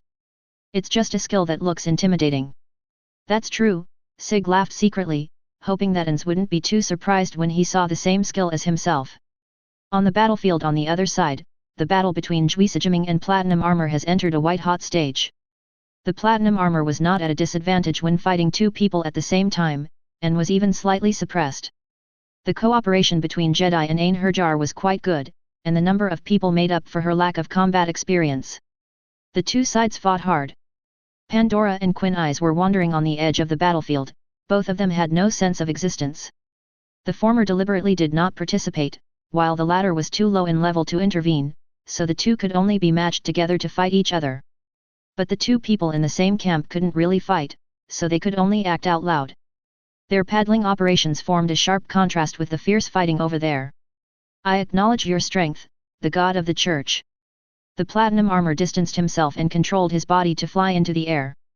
Taking advantage of this opportunity, Juisajiming immediately used heal severe injuries to suppress the spread of the injury. The Platinum Armor showed no signs of injury, but his HP had been reduced to half, and he could not be healed with healing magic. Zisabai looked badly injured, but she was able to keep fighting with the help of her healing magic. If the battle is prolonged, there is no doubt that Platinum Armor will be defeated. However, the Platinum Armor would not give Juisajiming this opportunity. He raised his hand, and white energy condensed in his hand, and his HP was quickly reduced by 40%. Destroy the filth of the Dragon Emperor. High-level origin magic world annihilation. A beam of white energy gushed out, carrying with it the power to annihilate everything. The heroic Ainz was disintegrated and turned into spots of light the moment it came into contact with the beam of light. At the critical moment, a green light appeared on Juisajiming's body, green leaves emerged from her chest, and a triangular transparent barrier completely wrapped her. The world-class item Leaves of the World Tree is a pure defensive item that grants immunity to all physical and magical attacks during activation. Even when facing an irresistible attack, it will be forcibly offset at the cost of consuming durability. The smoke dissipated, and Juisajiming was unharmed. The leaves of the World Tree became dim, and their durability was obviously consumed a lot. She gritted her teeth and didn't want to use this trick. But the Platinum Armor is chasing him relentlessly. Even if he can leave the barrier, he will probably be hunted down. It is better to give it a try now. Accept your fate of death. Juisajiming raised his sickle, and a golden clock shadow appeared behind him. Death is the end of all life. Chapter 134. Ainz opened his mouth in surprise. What's going on? Death is the end of all life is a special skill that can only be learned by the profession Eclipse when it reaches the highest level LV5, with a cooldown time of 100 hours. Ruler of Death is an advanced racial profession unique to the skeleton undead, and is also a prerequisite for obtaining the special profession Eclipse. The race of Juisajiming is half-elves, a subhuman race, and has no racial professions at all, so how can they be the rulers of death? First there was the race ruler of death, then the job changed to Eclipse, and finally the special skill Death is the end of all life was acquired. These three links are indispensable. The first step of Juisajiming is wrong, how to release specific skills. Albedo expressed her guess, perhaps a special item was used to seal this skill. The theocracy once had a god of death called Silshana. He is of the same species as Insama, so it's not surprising that he can use this skill. The answer is very close. Sig nodded in agreement. As expected of Albedo, she quickly got such a reasonable explanation. If he didn't know the plot, he would believe this explanation. Ainz nodded slowly. He couldn't think of a better explanation, but he felt that things were not that simple. Seeing that they were still guessing, Sig gave them a hint. In this world, there are many humans who are born with supernatural powers. There must be more than one person as powerful as Drodillan. Ainz understood instantly, that sickle should be the weapon of the god of death. She may be able to use the weapon to unleash the user's skills. Sig made a final addition, it should be the skill of the ace. Juisajiming's innate ability is contact sensing, the strongest skill among the top 10 in the continent. It has the ability to read the original owner's ace skills from the item. After the copy is completed, it can be used regardless of restrictions. It is the rarest and most powerful ability. Sig patted Jing K's dragon head and said firmly, it looks like Juicejiming is about to lose. I have to make my debut as well. Going to win. After using his last trump card, Juicejiming was extremely sure of this. The moment the skill was activated, she immediately released another skill in her scythe death. The pointer made a clicking sound and slowly moved. Death is an instant death skill. After releasing a special skill, it will be delayed for 12 seconds and the effect will be strengthened to 100% activation. Even if the target has complete instant death resistance, it can break through and take effect. At this time, leaves of the world tree are still being activated, and the absolute defense is still there. Juicejiming tried hard to smile, and all she had to do now was wait quietly. The platinum armor stood motionless in the air, as if it had given up resistance. 1, 3, 6, 10, 12 winner. Juicejiming released the skill of the world-class item, and death directly hit the platinum armor. This technique can kill the undead and grim, and even inanimate objects. The platinum armor paused for a moment, then its HP was reduced to 0, and it fell from a high altitude, with the armor and weapons shattered to the ground. Just when Juicejiming was about to breathe a sigh of relief, the nightmare-like voice sounded again. Another brand new platinum armor slowly walked over from a distance. It looks like I won. How is that possible? Juicejiming's eyes turned dim. She really couldn't believe that the Platinum Dragon King actually brought spare armor. Everything is possible. The voice of the man in the platinum armor was cold. He gave absolute certainty, if you were more cautious, I might not be able to defeat you. The first armor has little health left, so just wear it down and save the last trump card to use it directly on the second armor. Judging from the level, there is not much difference in strength between the two. Platinum armor LV85 only has basic attributes, and using origin magic also consumes HP. Juicejiming LV88 not only has rare skills, but can also be equipped with powerful weapons and props. On paper, Juicejiming is indeed stronger, but the messy job assignments prevent her from specializing, and her lack of combat experience causes her to suffer frequent setbacks. Platinum armor's victory was a matter of course.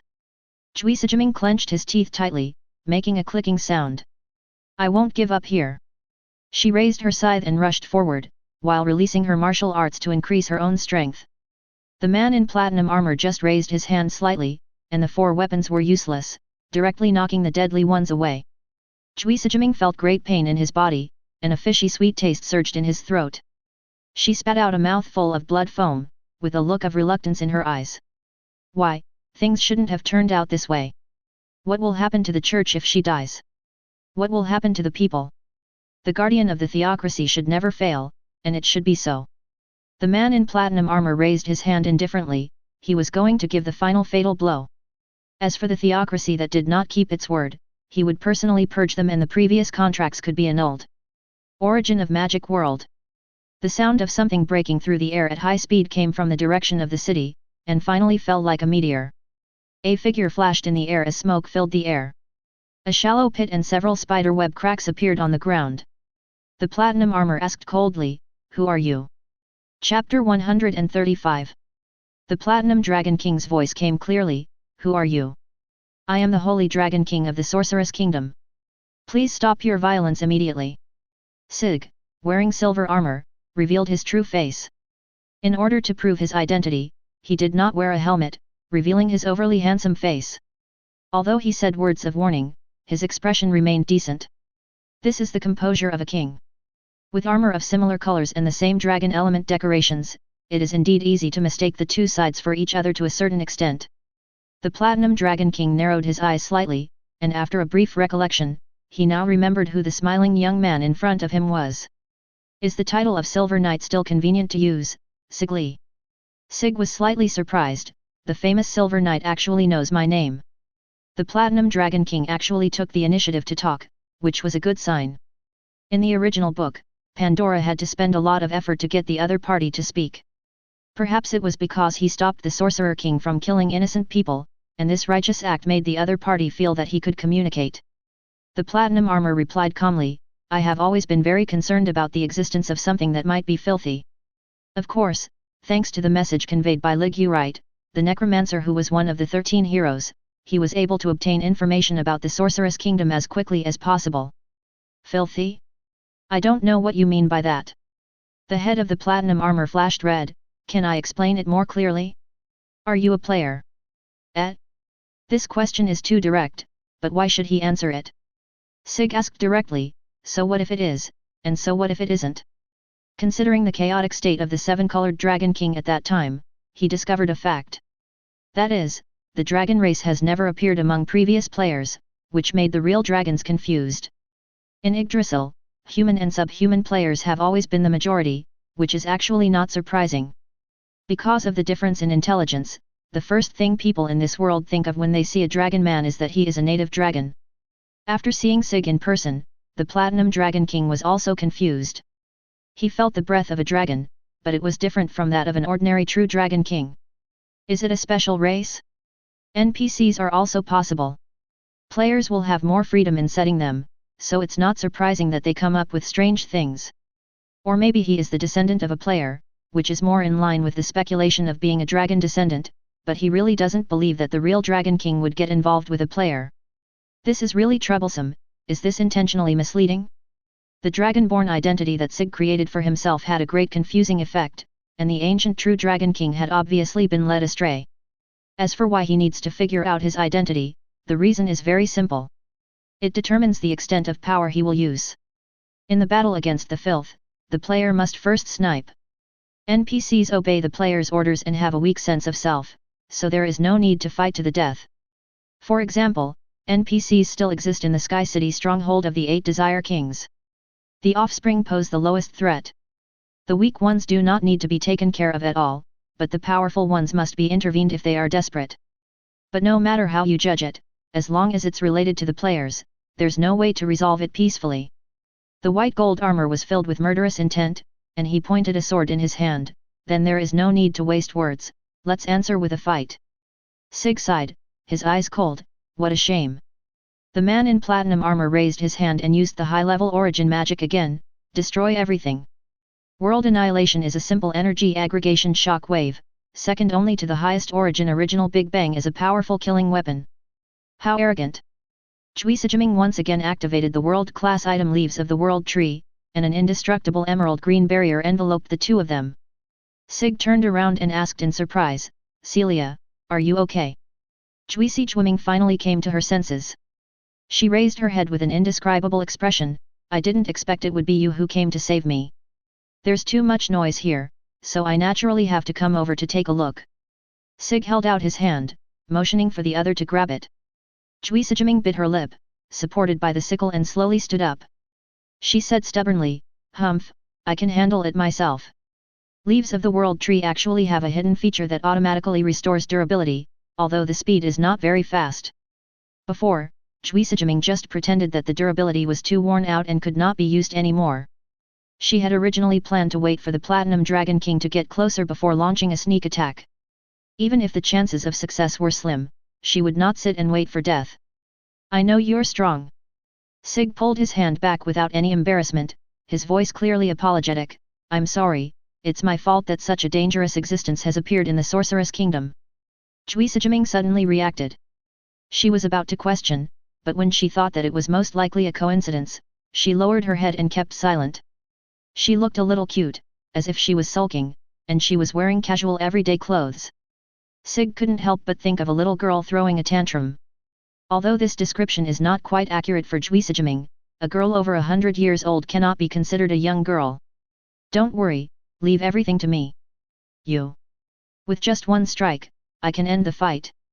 There was a strange look in Juisajiming's eyes, and suddenly a faint smile appeared at the corner of her mouth. Of course I believe you, dear Holy Dragon King. Sig looked at Juisajiming deeply and asked through his mind, Jingke, is the copying complete? Jingke huddled in Sig's armor and whimpered quietly. World annihilation copying completed. Jingke inherited the ability of Mirror of the Strange God and possessed a very powerful copying talent, which is even more powerful than Sig's special profession. The conditions for copying skills are not harsh.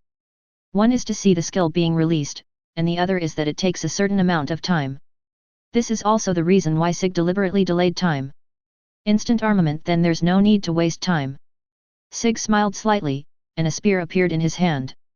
The world-class item Gungnir, also known as the Meteor Spear, has the power to penetrate everything.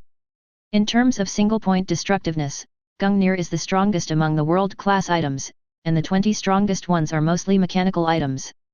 In terms of group attack range damage, the Eye of Bearer, which can add instant death attributes, is also one of the top batches and is a powerful weapon for clearing the field. Use different world-class props in different situations. If there is only one enemy in front of you, you naturally have to use Gungnir. Sig's whole body was tense, the ground beneath his feet couldn't bear the pressure and cracked inch by inch. He made a standard javelin throwing posture. Go through, Meteor Spear.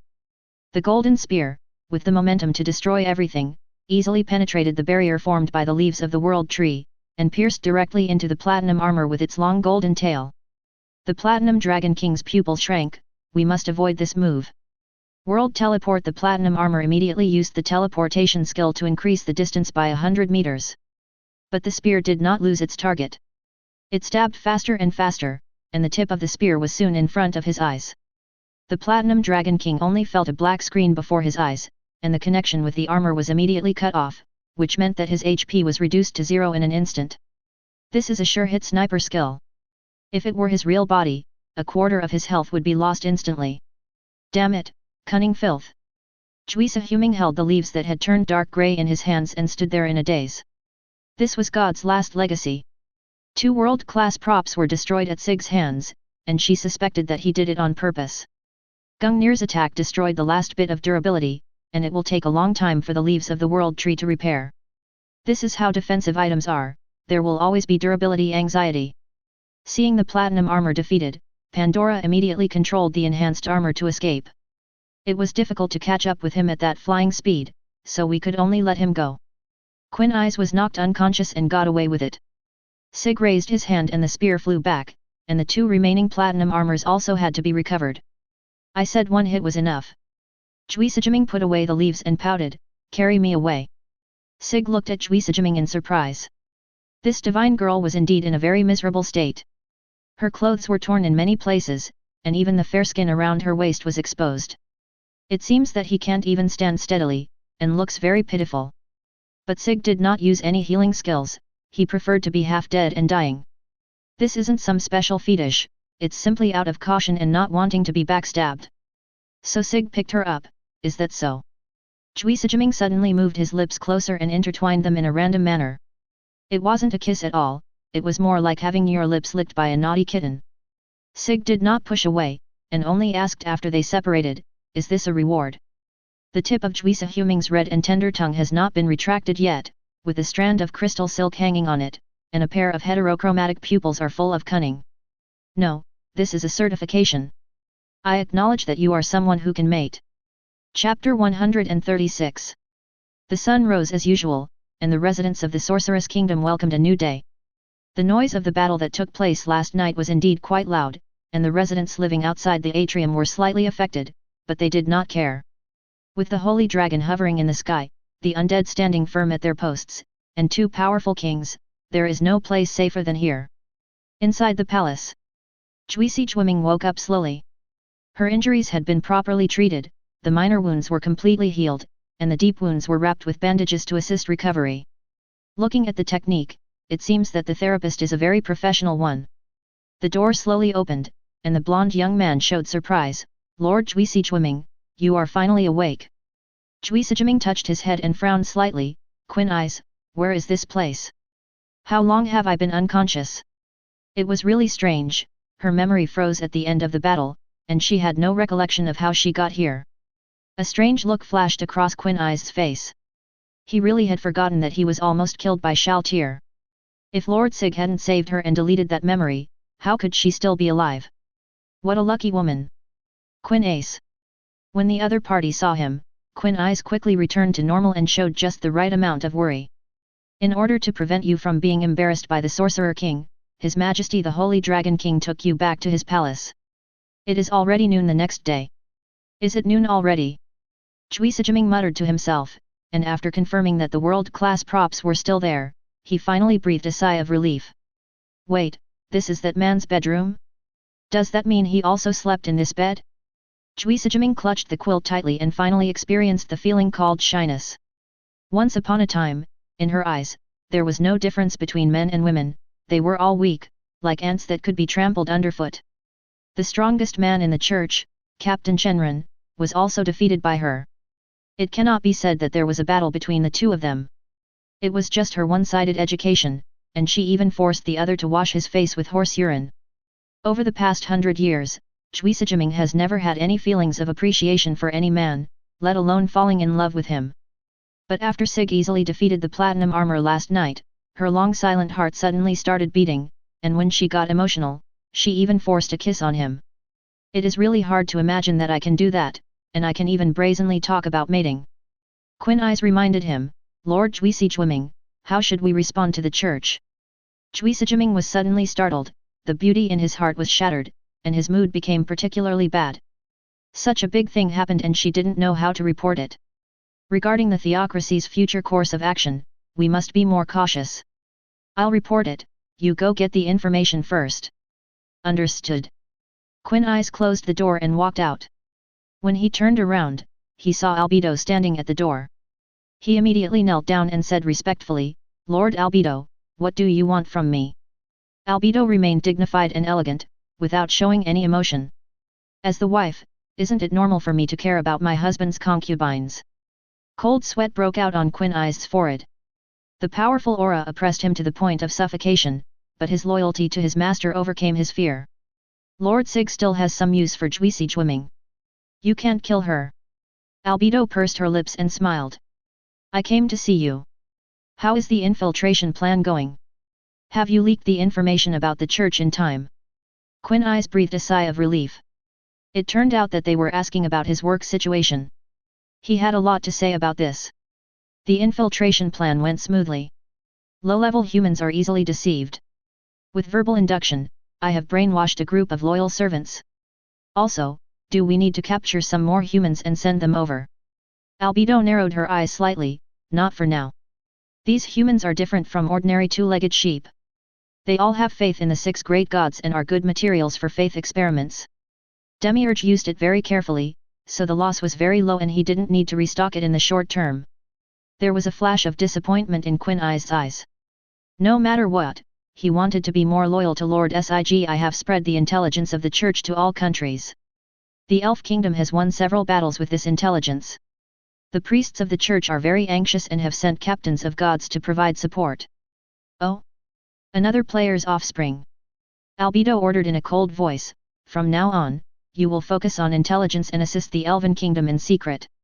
Nazarick has already sent helpers, and their goal is to strike at the theocracy and capture the God-man. Ainz bowed his head deeply, as you command. Office. Sig-san, you're taking a risk. Besides, you can't get rid of the platinum armor so quickly. You should at least test it out first and have a back and forth. You can just pretend you can't win and run away. Ainz has been complaining non-stop since he came back. Sig was forced to listen to him chanting here, and Pandora did not escape either. After all, they were the only 2 people actually participating in this plan, so Ainz called them all together. President, I have also thought about it carefully, and Pandora has also discussed it with me. Sig winked at Pandora, hoping he would understand his hint. I didn't. Pandora, do you have anything else to say? Please forgive my impoliteness, my creator. Pandora stood up suddenly, and her boiled egg-like head was shining. Ainz became angry again when he saw this. He really wanted to take a hammer and knock it open. Why on earth did he design Pandora like this? Okay, Pandora, stop talking.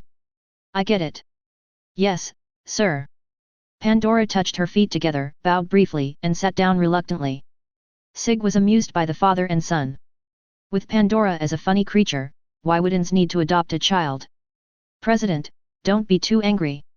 I always think carefully before doing anything. Ainz was a little confused. Wouldn't it be better to be more cautious? Ainz is a cautious person.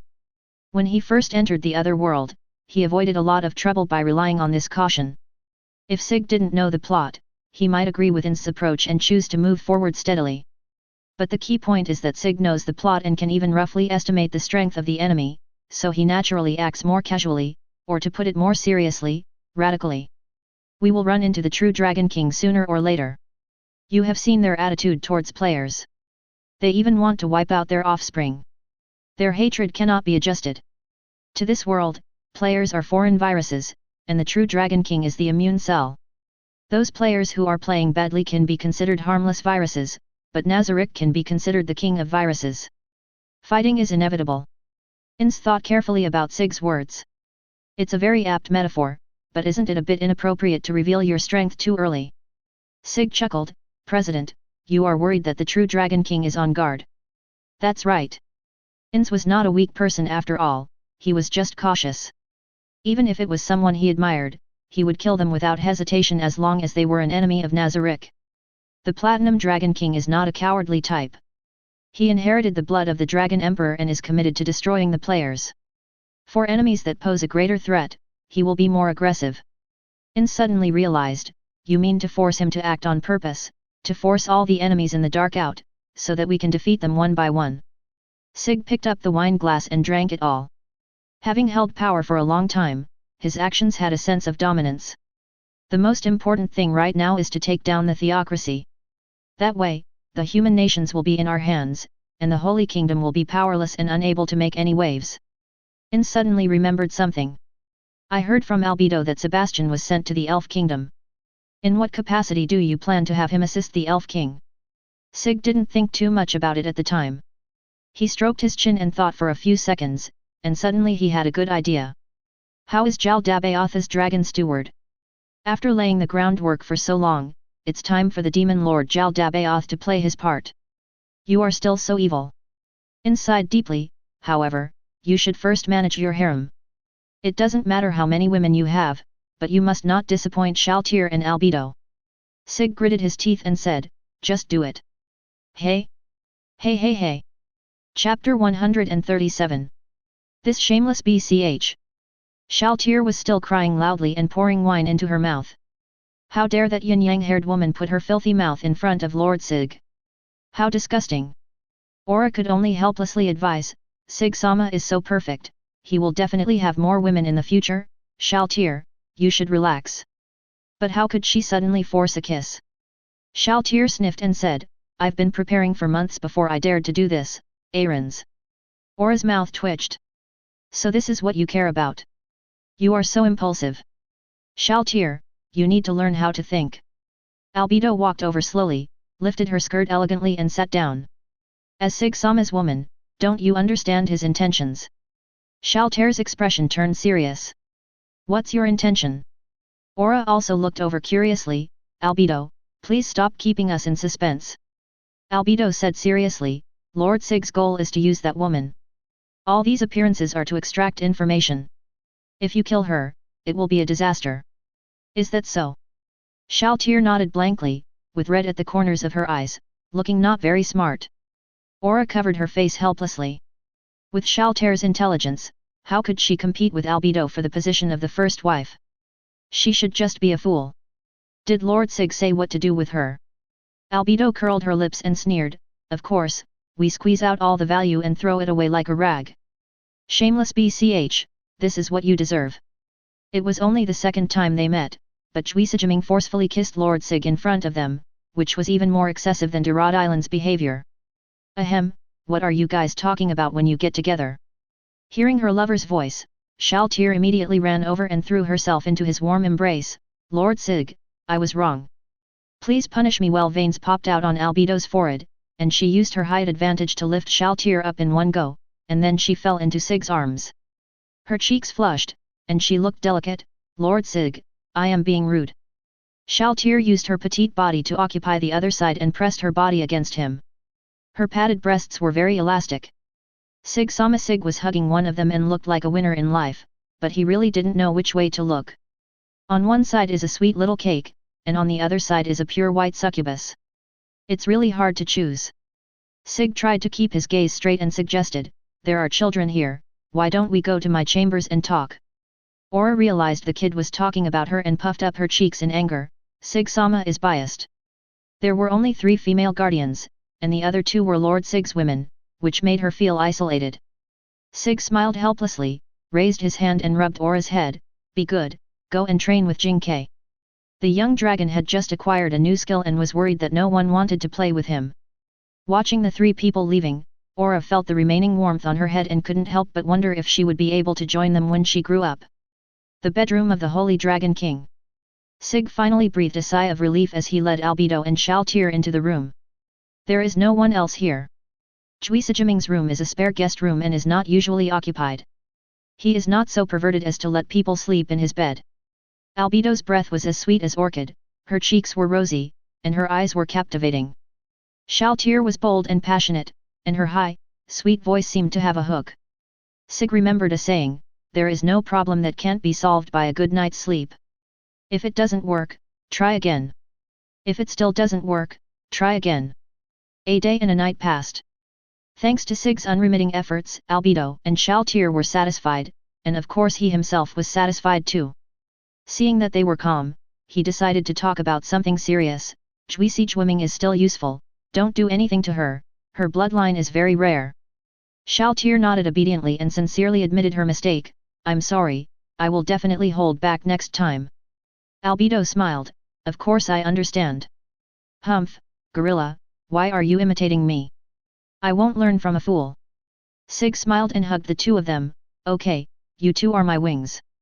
In the northwest corner of the continent, south of the Abelian Hills, in the Ivancha forest.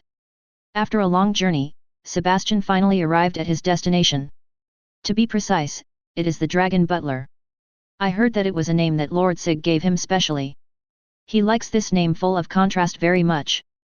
To unify his style, he wore a ferocious dragon head mask. The maid, the butler, and the demon king, it seems like they are indeed in the same group. Sebastian had sharp senses and easily avoided the main battlefield, galloping along the path through the woods.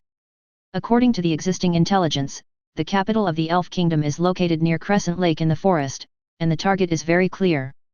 Sebastian had an unimpeded journey and gradually went deeper into the Ivancha forest. Just as he was concentrating, he suddenly heard suppressed crying sounds in his ears. Next to the big tree was a little forest elf girl, younger than Aura and Mare, and looked only about 8 years old. She was carrying a huge bow and arrow on her back, and there was a deep sword wound in her abdomen, which was bleeding profusely. The childhood of forest elves is very long. This little girl is probably in her 60s or 70s, but her mind is still immature, similar to that of an ordinary child. It seems that the forest elf king is really a scumbag for letting such a child go to the battlefield. Hello, do you need any help? Sebastian hesitated for a long time, but finally came out.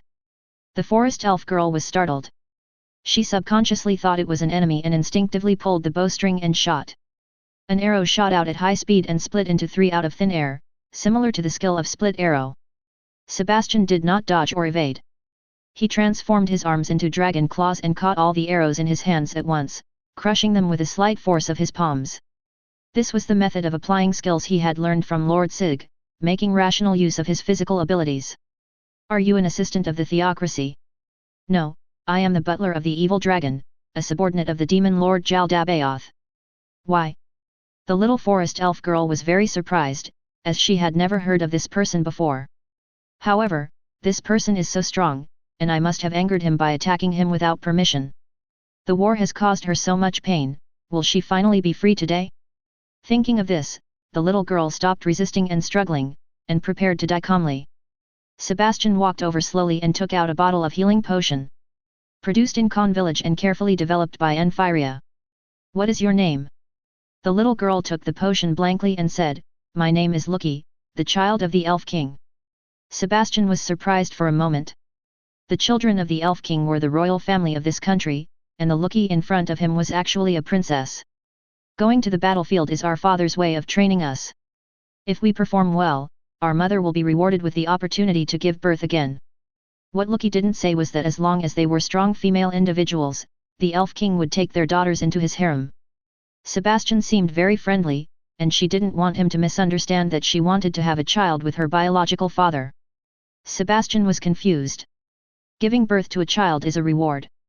Lucky nodded timidly. My father's lifelong wish is to form an army composed entirely of his own blood, to prove that the forest elves are the most powerful race. Sebastian took a deep breath and calmed down. He couldn't let this beast delay his plan. Don't be afraid. I came here to seek cooperation because my master, the demon Lord Jaldabaoth, also wants to conquer the theocracy. Lucky's eyes were full of doubt. Do you really want to be an enemy of the theocracy? Why does everyone want to go to war? Isn't peace good? Well, this is the mercy bestowed by that adult. Massacre or war, I believe more people will choose the latter, at least there is hope of winning. Sebastian asked sincerely, can you please take me to see the Elf King? The person in front of him feels more powerful than his father and may be able to kill him. That would end the suffering for everyone. With such a secret thought in mind, Loki agreed to the request. To express my gratitude, I will take you there. Chapter 138. The struggle between the Elf Kingdom and the Theocracy has lasted for 100 years. War numbs people, and many people forget why they are fighting. Territory? Population resources? Or a power struggle? It seems like neither is the case. Why is that? Once upon a time, the Elf Kingdom and the Theocracy had a cooperative relationship. Although the two sides were not very close, they could always live in peace. Everything changed after the Elf King kidnapped a young girl. The girl named Finn is the secret trump card of the Theocracy and possesses the coveted blood of a god. The Elf King has always wanted to have powerful offspring, so he chose Finn, or to be more precise, he chose this excellent mother. So the Elf King kidnapped her and forced her into pregnancy. Even though the child was destined to have only half elf blood, the Elf King did not care. This is not difficult to solve. You just need to continue to have S*X with your children to dilute the human bloodline, and eventually only the elven characteristics will remain. But no one expected that the church would be so quick to send out the most powerful black scripture directly, carrying the props of God. The Elf King backed off. He watched Finn being rescued, and the baby in her belly disappeared as well. From then on, the Theocracy and the Elf Kingdom broke off completely, and the war began. Even though he brought disaster to his people, the Elf King did not regret what he did. He was just upset that he had gone to great lengths but failed to obtain a powerful offspring. But soon he discovered the benefits of war. The battle makes the forest elves stronger and their levels are greatly improved. In order to obtain a powerful mother body, he sent all the female forest elves to the battlefield.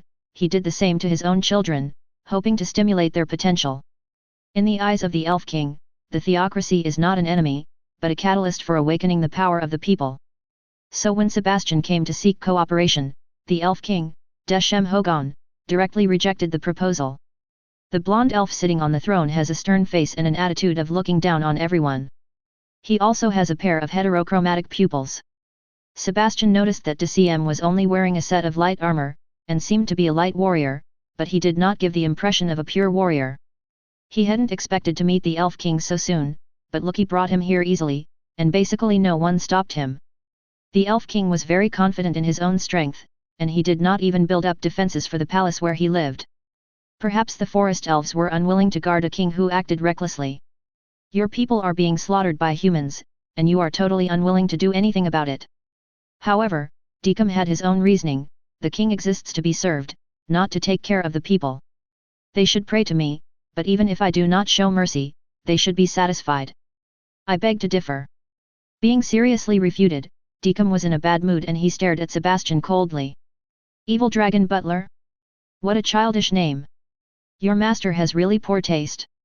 Sebastian originally wanted to talk calmly, but his tone immediately changed when he heard this. Please take back this comment. It was as if the murderous aura was tangible in the air. Loki, who was kneeling on the side, could not help but shiver. It was the first time that she felt the same pressure as her father. Are you strong? Deshem stared at Sebastian, and a sense of oppression began to emanate from his body. Sebastian was completely unmoved, standing there as steady as a piece of steel. Wow, you can actually stand it. It seems like this is the first time this has happened. Loki was sandwiched between two strong men, her breathing gradually became difficult and her body trembled slightly, but she didn't dare to make any other movements. Sebastian noticed her situation and took the initiative to end the duel. If you want to prove your strength, I can spar with you. Let the weak one leave first. Dechem was still unsatisfied and licked his lips perversely. It would be great if you were a woman. Our child would definitely be very powerful.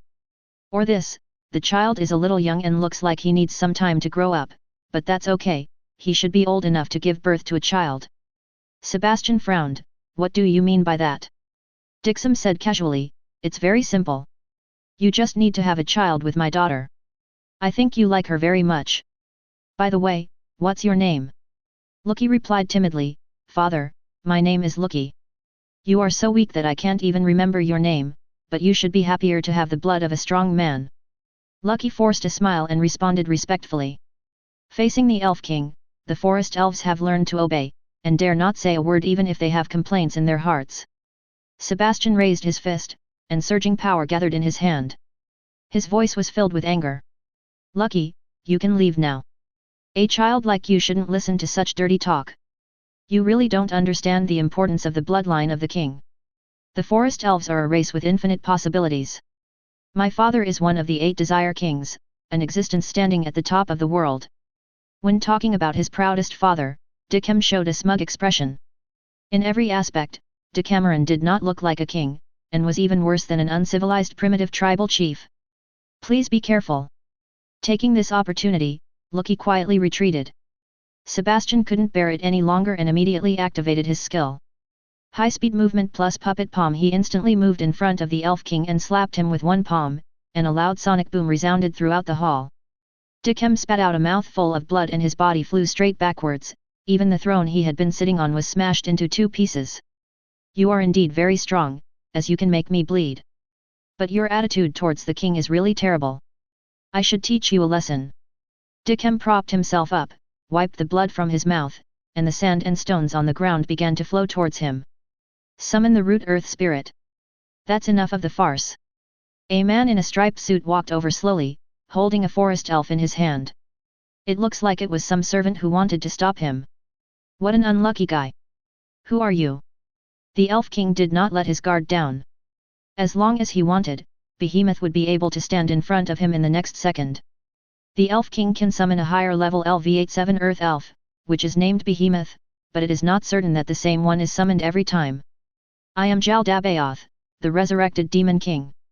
Demiurge said in an evil voice, I need a powerful sacrifice, so I invite your country to attack the theocracy together. The Elf King will not disagree. Decameron wanted to curse, but it was a 1-on-2 situation and he was not sure of winning. He really wanted to know where all these powerful people came from and why they were so powerful. He asked in return, what benefit do I get? Deciem made up his mind that if Jaldabaoth threatened his life, he would immediately summon Behemoth and fight to the death. Don't you want a powerful offspring? The god of the church once gave birth to a child for you. That girl has grown up. Her code name is Jwisijwiming. She should be stronger than you. Dixam opened his mouth in surprise. It took him a long time to remember the name of the divine girl he had. Is it Finn's child? The corners of Demiurge's mouth curled up under his mask. Now we can talk about cooperation. Decameron was very tempted by the price of his life, and for the sake of face, he said he would think about it. However, he also prepared luxurious rooms for Sebastian and Demiurge, and even offered to have his concubines serve them. The slightly flattering behavior has already shown that the matter has actually been accomplished. There were only 2 of them left in the room. Sebastian was silent for a while, but he finally thanked him sincerely. Demiurge, thanks to your timely arrival, I almost ruined the plan. Demiurge smiled slightly, don't you think Sig-Sama has not considered the current situation? Sebastian suddenly realized, you mean, this is Lord Sig's deliberate arrangement, he wants me to intimidate the Elf King. Demiurge nodded. He was not too stupid. He had just figured this out. He came back from the Dragon Kingdom and arrived at the Elf Kingdom before he had even rested. This sense of fulfillment made him feel relaxed both physically and mentally, and his heart was filled with the joy of conquering the world for the Supreme Being. The war is about to begin. Chapter 139. The headquarters of the Theocracy's army. The Supreme Commander, Marshal Valeria Ann Obinyat, is holding secret talks. Facing the young man who was less than 20 years old, Valeria, who was over 50 years old, showed great respect. It's great that you can come as reinforcement. Sir, you don't have to do that. Just call me Kuro. This is my common pseudonym. The godly Captain Kuro did not put on airs at all towards the hard-working marshal. He used to be a proud and arrogant person, but after being taught by Jwisijwiming, he finally learned to be humble. He became more polite in his dealings with others and no longer said things like I alone am the Black Scripture.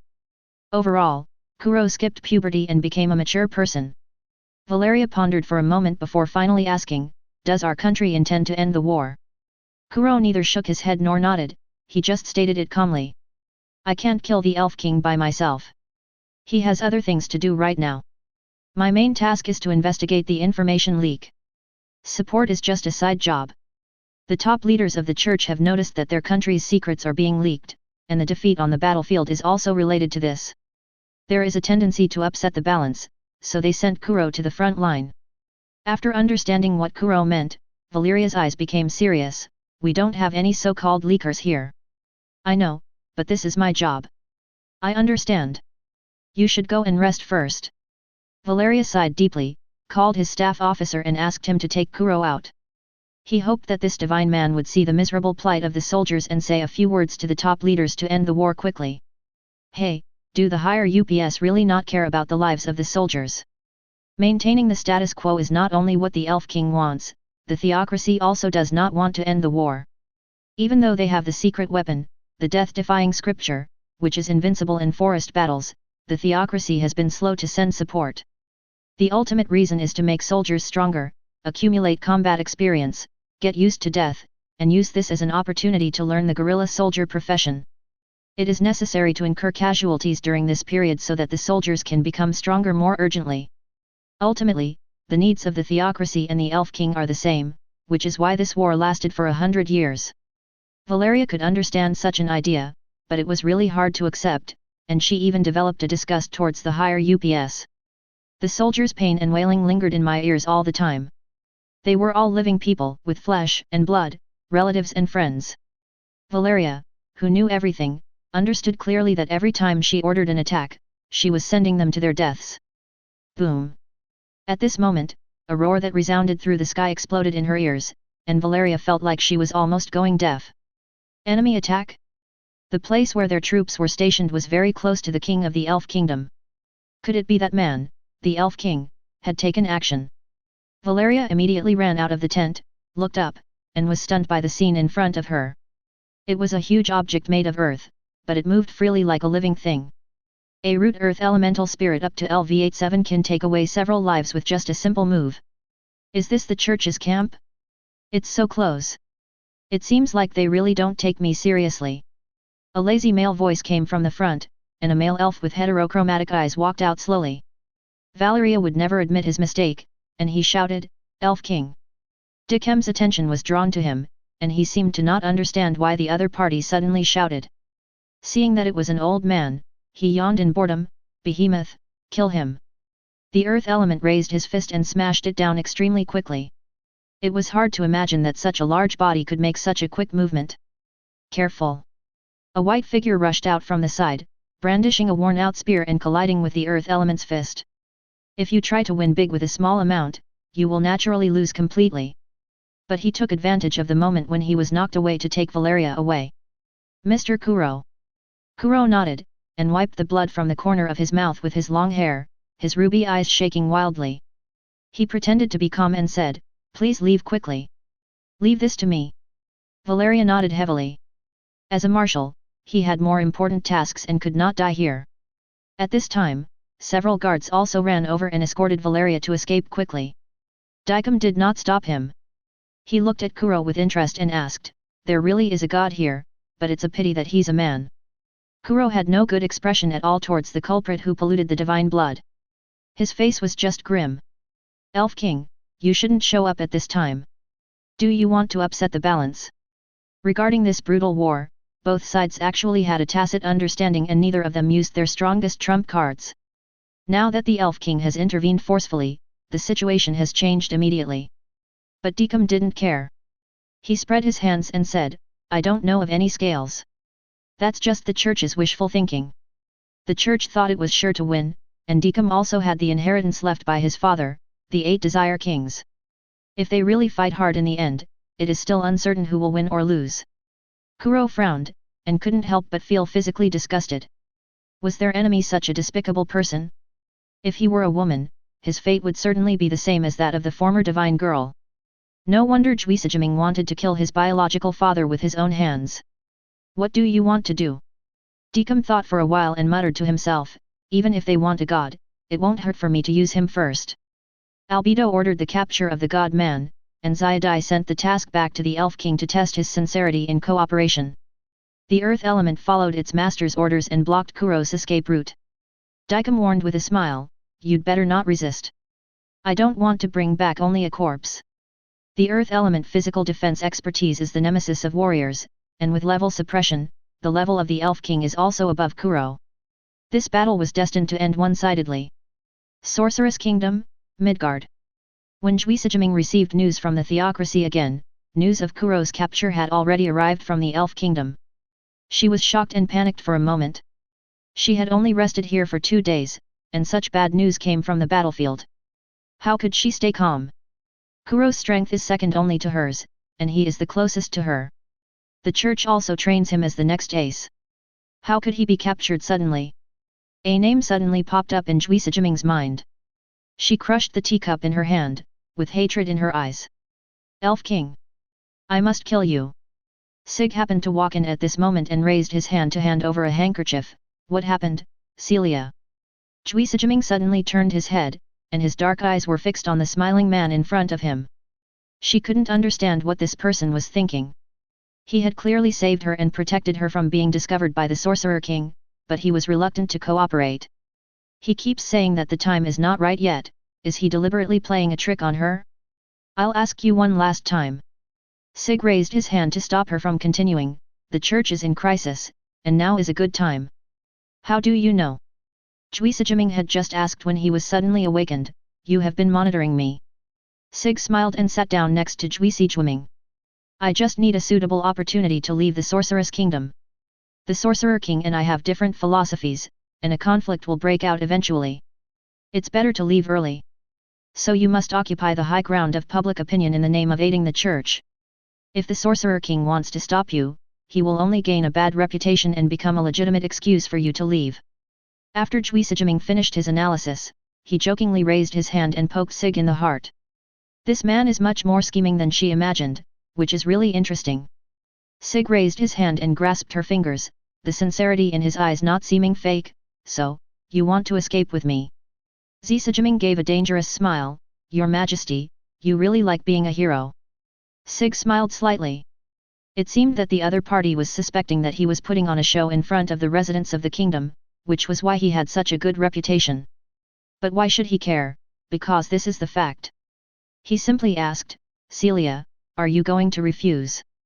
No, I agree.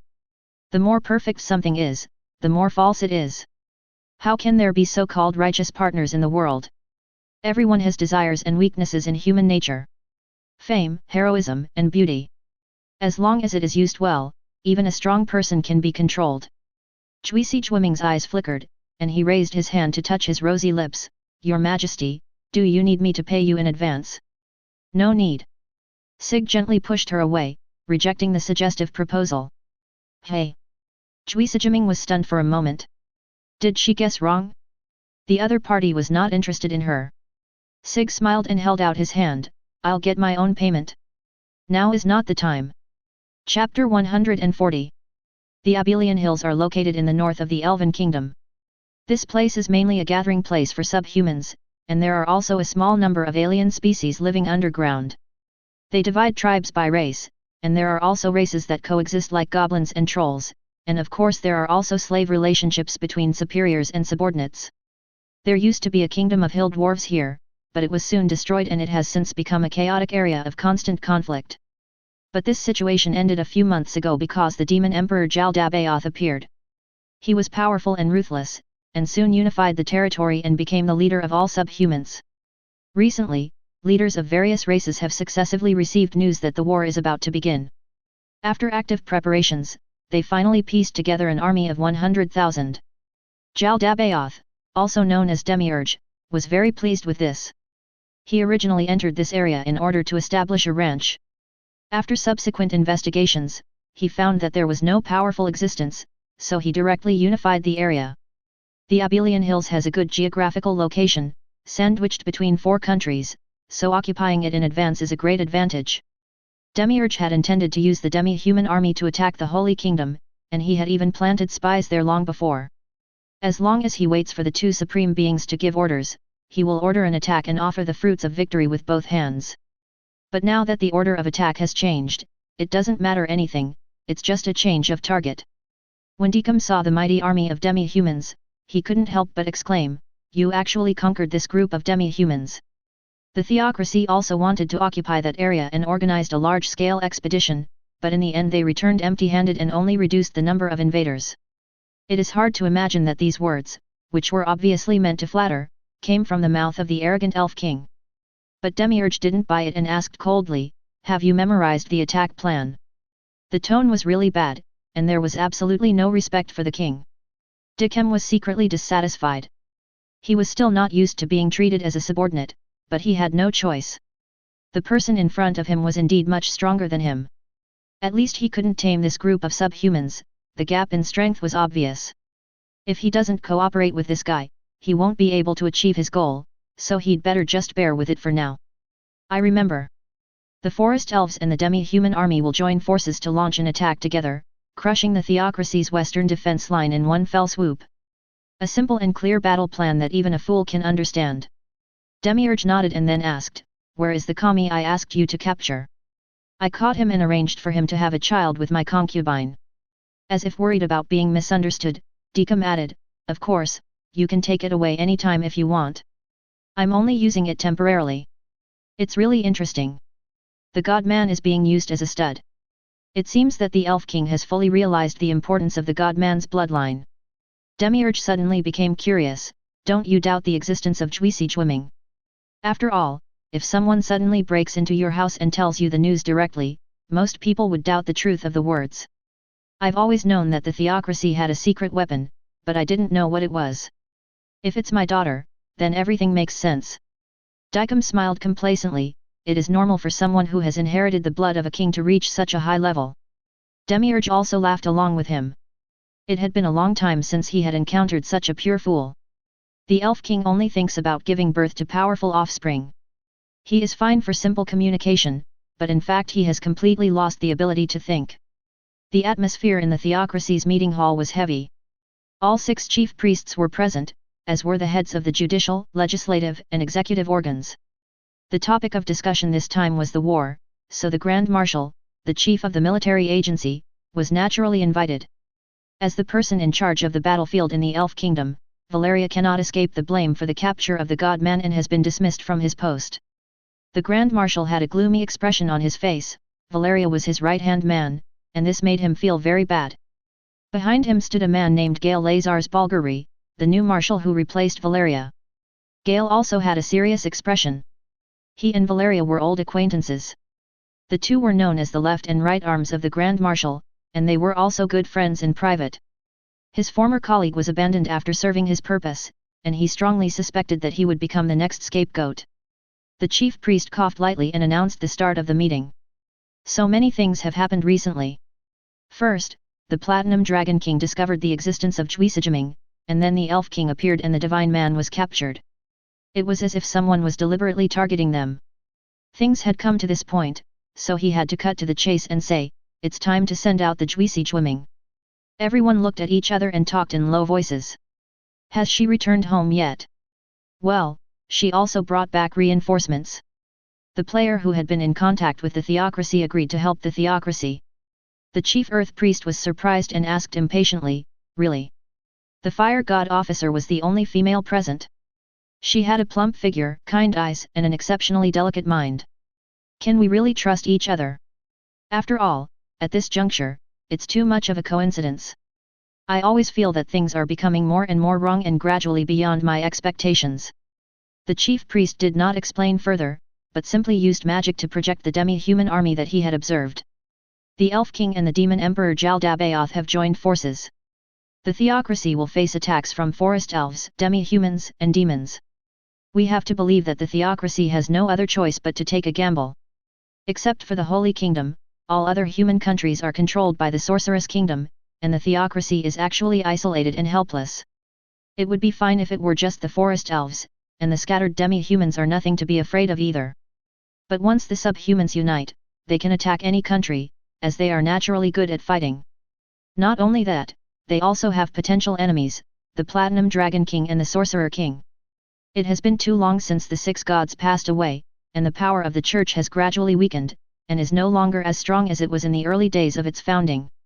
At present, the only strongest trump card of the Church is the ultimate death. Neither the captain of the divine realm nor the six-colored scripture were as important as her, and their strengths were far inferior to hers. But it was obviously unrealistic for just one person to face the Elf King and Jaldabaoth at the same time. Not to mention that they would have to fight the Sorcerer King later on. The secret weapon would only be effective when used for the first time. At this time, a strong foreign aid is necessary, and Sig's arrival is simply too timely. The chief Earth Priest still had some concerns, but his race should not be the so-called Dragonborn. The theocracy is the remaining power of the six great gods. They know more about the players, and they know that there is an alien species in the form of a dragon, which is completely different from the Dragonborn. The old voice of the highest priest sounded, no matter what race he is, the church must treat him as a Dragonborn. The church believes in the supremacy of humanity, and even for external aid, it cannot invite undead or demi-humans. Dragonborn have human blood and human appearance, so they can barely be considered human, and people are more likely to accept them. Otherwise, as soon as people show up, riots might break out. We should not underestimate the ideas that have been deeply rooted for hundreds of years. When governing a country with religion, we must pay more attention to public opinion. The Grand Marshal said in a deep voice, "Have you forgotten one thing? What price will we have to pay if we seek help from other players? Given the Church's current situation, helping them just once is obviously not enough, and they must completely win them over. But that person is on the same level as a god. How could such small favors possibly impress him? This is a gamble with small odds but big stakes." The six priests looked at each other, and finally focused their gazes on the chief priest. "I have made a decision on this matter." After the discussion meeting, the group of senior officials from the church went to the VIP reception room. The door slowly opened, revealing a handsome man who sipped tea in an extremely elegant manner. The golden sunlight sprinkled on his body, which looked like a layer of golden light, just like a god descending to earth. Sig put down the cup he was holding and smiled appropriately. "Have you all discussed this? Let him hear what kind of decision the church, which has been forced into a desperate situation, will make." The highest priest stepped forward, looked at Juisi Jwiming who was sitting on the windowsill looking at the scenery, and finally spoke out. "As long as you join the theocracy, you will become the seventh god, the Holy Dragon God." Chapter 141. "I didn't expect you to agree so easily." Juisi Jwiming casually kicked off his leg protectors, shook his long legs wrapped in black stockings, and played with a strand of silver thread with his fingers. Back to the familiar place, she felt much more at ease. Although she is over 100 years old, according to the age of elves, Juisi Jwiming is still a young girl, and it is not at all inappropriate for her to make cute movements. So it's normal for Sig to think she's a little cute. Why not? In the Sorceress Kingdom, I was only a king, but now I have become a god. Holy Dragon God and Holy Dragon King, just by hearing the names you can tell that the former is more domineering. Juisi Jwiming chuckled softly, with a malicious arc on the corner of his mouth. "Don't joke around, it's not too late for you to regret it now. The belief in the six gods is the foundation of rule. Adding another one would be a serious blasphemy." She knew very well that the fact that the chief priest could set the conditions for deification meant that the church was now in a state on the brink of destruction. "I'm not kidding, Celia." Sig had come to the side of Juisi Jwiming without knowing when, and said seriously, "I will do my best to help the church overcome this crisis. Although you may not believe it, I can empathize with humans." Juisi Jwiming was slightly stunned and asked curiously, "What is the relationship between players and humans?" The six gods only brought the concept of players and the information that the world would encounter turmoil every 100 years, but they never explained where they came from. She once wondered why the six gods only helped humans. Was it simply because their race was also human? But Lord Surzhana, the god of death, is immortal, so why should he do that? You just need to remember what I said, the rest is a secret. Sig won't say more if there's more, because that's the secret of all the players. Only the unknown is more awe-inspiring, and revealing that players were once human is not a wise move. Simply put, it's a loss of style. Juisi Jwiming pursed his lips and said, "Forget it if you don't tell me." Sig raised his hand and pinched her face. "Can't a justice partner like a good reputation? You can trust me." Faced with the teasing of the player, Juisi Jwiming could only endure it. She dared not offend the savior of the church. The top leaders of the church have basically confirmed that Sig is a player, but neither side has made it clear. Facing a being of the same level as the six gods, she also felt a sense of awe in her heart. She once said that she would only marry someone stronger than herself, with the original intention of rejecting marriage because no such person had ever appeared. Now that I have really met that person, I feel a little itchy in my heart. But before she dealt with the Elf King, she would definitely not consider love. Why don't you resist? Juisijiming covered his red cheek and said in a muffled voice, "It hurts." Sig couldn't help laughing. He also saw another side of this half-elf god. She seemed like just an ordinary girl. There are actually many factors that led to Juisijiming's distorted personality, including the burden of the church, his childhood experiences, his beastly father. Under the pressure of various environments, it is impossible to cultivate a sunny and cheerful person. From every angle, she can be described as pitiful. Because she was unfortunately standing on the opposite side of Nazarick, and met Sig who was full of evil intentions. After the war, what do you want to do? I can try my best to fulfill your wish. Anything is fine. The breeze blew her hair, revealing her pointed ears, but she didn't rush to cover them. Then please stay by my side and become a god. Juisijiming was too lonely, and the happy memories of the past gradually faded away, leaving only resentment towards the Elf King. After her revenge, it's time for her to start a new life. A girl who is full of hope for the future is truly a beautiful thing. Sig felt sorry for a moment, but he would not change his mind easily. He will do his best to realize this wish, and will also destroy the theocracy, which is his final mercy. It's a deal. The Supreme Commander, Marshal Gale, is busy deploying the army. The theocracy can barely muster 200,000 soldiers at most, so naturally the troops have to be allocated well for the two battlefields. The chief earth priest was also on the sidelines directing the troops. The six-colored holy scripture did not belong to the army, so he was in charge of it personally. The six-colored scriptures are sunlight scripture, wind and flower scripture, black scripture, water and bright scripture, fire extinguishment scripture, and eternal earth scripture, corresponding to the six great gods respectively. God of light, God of wind, God of darkness, God of water, God of fire, God of earth. The duties of the Holy Scriptures are different.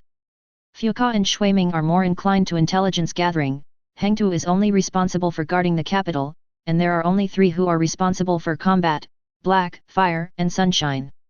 At present, the sunshine scripture has been completely destroyed, and there is no time to reorganize it, so its fighting power has been greatly reduced. Gale asked, "Sir, will the fire extinguishing scripture deal with the forest elves as originally planned?" The fire-extinguishing scripture excels at guerrilla warfare and fire suppression, and is always invincible in dense forests. The chief priest of Earth is a middle-aged man in his 40s, much younger than the other chief priests. Because he is full of energy, he does not look decadent. Well, the black scripture will also be sent to the forest elf battlefield, including the absolute death. Gale frowned. Then will Jaldabaoth only have that one person to resist? The one he referred to was naturally Sig, considering that he would become a new god in the future. They didn't know how to call him and could only use a nickname. The chief earth god was indifferent. Creating a god is not such a simple matter. He must show great strength so that the believers can be convinced. The six gods are heroes who saved humanity, and no matter what happens in later generations, no one will be able to surpass this. This is a deeply rooted belief. The plan for the seventh god was first proposed by Ainz. As soon as the report was submitted, it was met with strong opposition and he himself was severely reprimanded. Considering Ainz's talent, the top management did not punish him directly. But the times are different now. The church is facing the crisis of national extinction, and the chief priests have no choice but to pass this resolution. Demon Emperor versus God, this is a great opportunity to prove our strength.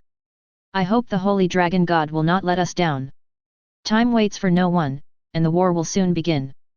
Juisijiming and Sig separated and went to the battlefield separately. At the forefront of the fight against the demi-humans, Sig sat alone at the highest point, looking into the distance. Ainz stood behind and reported respectfully. "Master Sig, the High Priest sent me to monitor you. They are probably suspicious of me." Sig didn't really care. It doesn't matter, they don't have many days left to live. Ainz's face flushed with excitement, and he clenched his fists tightly. "Great, you are finally going to destroy the theocracy." Sig smiled helplessly. He was so excited. It seemed that he had been waiting for this moment for a long time. "Let everything go according to plan."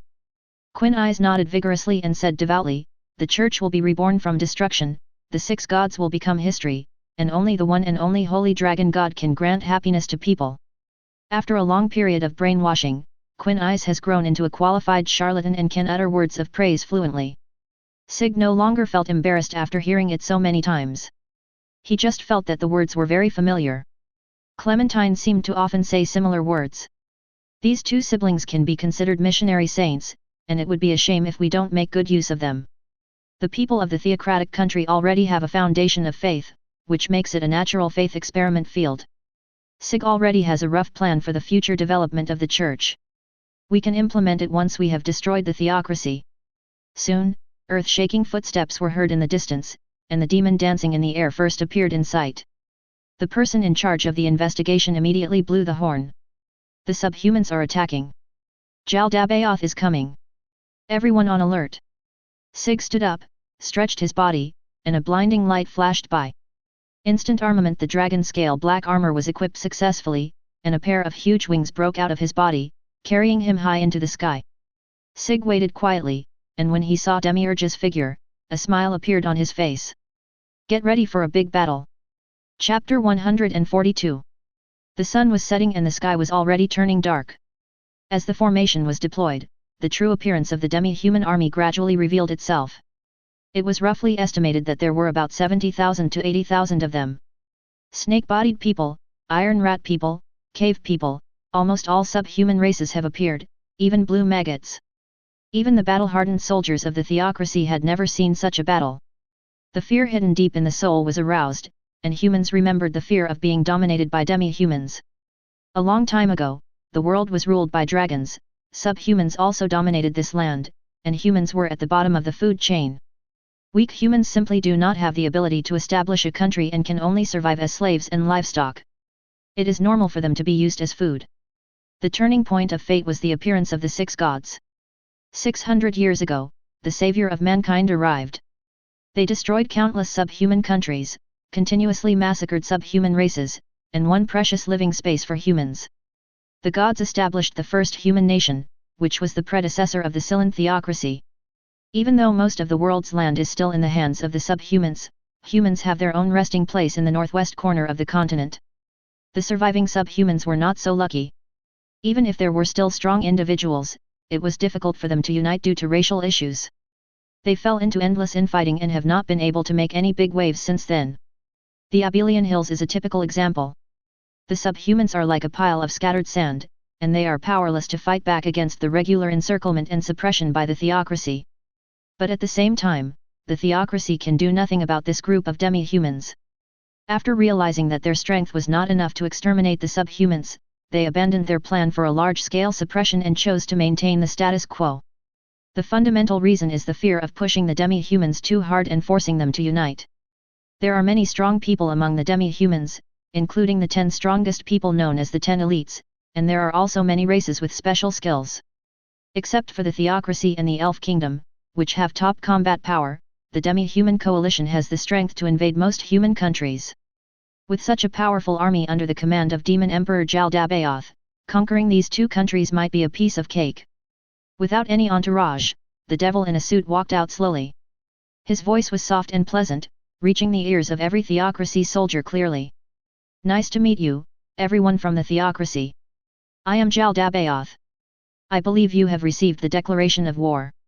Everyone then realized that this unremarkable guy was the legendary Demon Emperor. The soldiers were on standby, but no one responded. Everyone was waiting.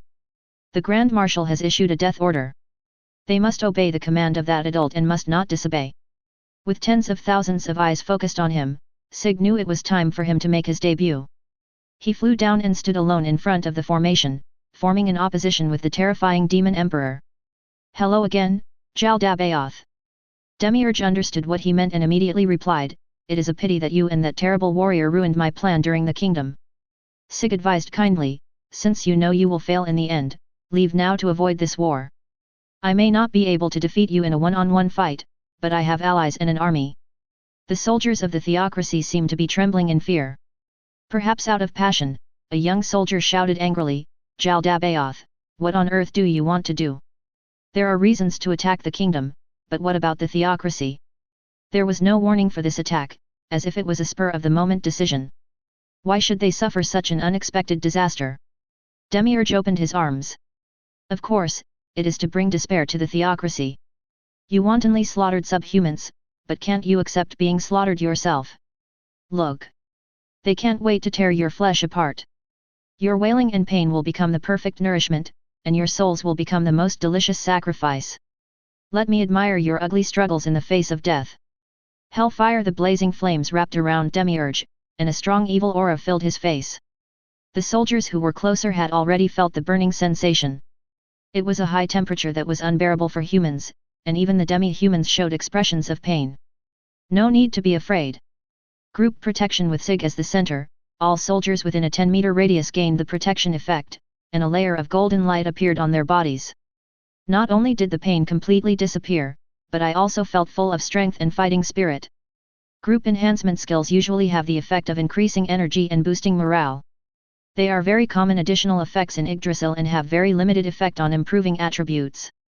But in reality, especially in war, morale is very important. Although the skill range is limited, the soldiers who received the protection were like being given an injection of chicken blood, and the soldiers behind them were also motivated, and their morale soared for a time. Most of the subhumans are bloodthirsty and regard humans as food, so they are not afraid at all when seeing this scene. The two sides immediately started fighting. Sig flew into the sky, holding a simple big sword in his hand, with complicated runes engraved on the sword. The holy demonic sword Guram can be called a holy sword or a demonic sword. For a weapon that takes life, its name cannot be determined solely by its attributes. Relic level, the words on the sword body are variations of glory and destruction. This is a dragon-slaying sword that specializes in attacking dragons. It has a bonus to magic of holy attributes and can convert input magic power into sword energy. All in all, this sword looks very cool and is actually quite powerful. The holy aura emanating from his body made Demiurge feel uncomfortable, and he praised sincerely. Too beautiful. Could this be the legendary holy sword? Such straightforward praise is somewhat embarrassing. No matter how much inner drama there is, Sig's acting skills are still on point. Thinking about what he is going to do next, he silently said sorry and then raised his sword to point at Demiurge. Demon Emperor Jaldabaoth, let me crush your conspiracy. It's an honor to be your opponent. Devil's aspects, sharp broken claw sword of the holy judgment. Demiurge's nails quickly mutated, becoming long and sharp, emitting a cold light. Sig's attack followed closely, the sword emitting an extremely exaggerated sword energy, and a simple and unpretentious slash came towards him. The sharp claws and the holy sword collided with each other, causing a loud clanging sound of metal collision. The weapons of both sides were intact, but Demiurge was clearly at a disadvantage. He struggled to block the sword with his hands and bent his legs slightly in an effort to resist. What a great power! Sig smiled helplessly. It seemed that he still had some shortcomings in acting skills. This was something the two of them had discussed privately. In order to demonstrate the power of the players, they had to make a big splash at the beginning. However, Xiao Di is definitely not a fighting type. His physical ability is the weakest except for Victim. He is better at using strategies and winning by relying on his multiple transformation abilities. Now that we are in a fixed acting stage, these advantages cannot be brought into play. Give up, Jaldabaoth. You are no match for me. As soon as he finished speaking, Sig continued to inject a large amount of magic power, and the sword energy of the holy sword became more dazzling, like a second sun, illuminating the entire world. He just hacked and chopped at random, causing Jaldabaoth to retreat again and again, followed by a relentless pursuit. The soldiers were stunned. Could it be that this war was about to end just as it had begun? Things are obviously not that simple, and the Demon King is far from using his full strength. Devil's aspects, Purgatory Robe. Devil's aspects, the speed of 8 limbs. Demiurge used 2 skills in succession. A coat of fire wrapped around his body, and his body maintained an extremely high temperature, almost melting anything that came close to it. He raised his hand and grabbed the holy sword. 8 tentacles emerged from his back, tied up Sig and tightened him tightly. Similar to a snake's strangulation, once caught by the tentacles, the internal organs will be shattered directly under the huge force of squeezing. The Asians were well aware of the lethality of this move. Anyone hit by it would be crippled if not killed, with no exception. Sig did feel a huge force, but that was all. Dragon black armor is between hard armor and soft armor. Because it adapts to the wearer's body shape, it sacrifices some hardness. It has poor defense against high-burst attacks and is very good at dealing with continuous attacks. He swung his sword and cut off all the tentacles, then used the star-shattering move to strike back. Demiurge immediately raised his hands to block, and although he blocked the attack, he was blown several meters away by the aftermath of the sword energy. I thought he was going to be killed by Jaldabaoth, but unexpectedly, there was a sudden turn of events and he gained the upper hand again. Just when the theocracy thought they were sure to win, a column of fire suddenly appeared in the distance and shot straight into the sky, and a hoarse and low voice came from the sky above. "This is my true appearance, human. Do you think you won?" Jaldabaoth took off his elegant suit, and his entire body was covered in a dark hard substance. His hair turned into flying flames, and his body seemed to be flowing with lava. The originally slender figure swelled several times, with just the right amount of muscle bulge, combining strength and ferocity. Complete demonization. This was also the first time Sig saw Demiurge's original form, which has the title of the strongest romantic form for men. He thought it would turn into a sports car. Never mind, no more jokes. But, he's really handsome. Chapter 143. Jaldabaoth revealed his true identity, pushing the war to a climax. Long live Jaldabaoth! The demi-human shouted with all his might, his face full of reverence, his eyes looking up at the sky becoming increasingly fiery. Some of them surrendered sincerely, but many of them just followed orders because their lives were threatened. But at this very moment, Jaldabaoth, displaying unparalleled strength, was fighting a life-and-death battle with the mortal enemy of the demi-humans. The people of the Silian theocracy. It was at this time that the demi-humans began to want to follow the demon emperor from the bottom of their hearts. If it were Jaldabaoth, he would have led them to conquer the theocracy and establish a nation for the demi-humans. Unlimited food, fertile land, and powerful power, all of these will be at your fingertips. Similar thoughts emerged in the minds of many demi-humans. Their eyes were red, veins bulged, and they couldn't wait to fight with the soldiers of the theocracy. Demiurge waved his hand and said coldly and cruelly, "Everyone attack, tear the humans apart. Kill." To the soldiers of the theocracy, this scene seemed like the end of the world. They swallowed unconsciously and their hands trembled unconsciously.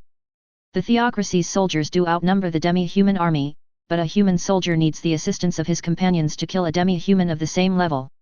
The gap in natural physical fitness is difficult to make up with skills, not to mention the fact that there are subhumans with special skills. Many people were afraid. Even though they had been on the battlefield, the forest elves were not as oppressive as the demi-humans. The former is like a mysterious assassin, giving people a more psychological sense of oppression, but you will get used to it over time. The demi-humans are true berserkers, as if they are facing their deepest fears and will tear apart everything that stands in their way. Maximum number of lower-level followers summoned. Sig raised his hand, and several magic circles immediately appeared around him. Dozens of medium-sized dragons flew out from the magic circle, their wings spread out, covering the sky and the sun, and several streams of breath poured down. Many demi-humans were killed by the dragon's breath before they could even react. The soldiers of the church seemed to have seen their savior, their eyes lit up. Could this be the power of God? As expected of Lord Sig, the title of Deathwing is well deserved.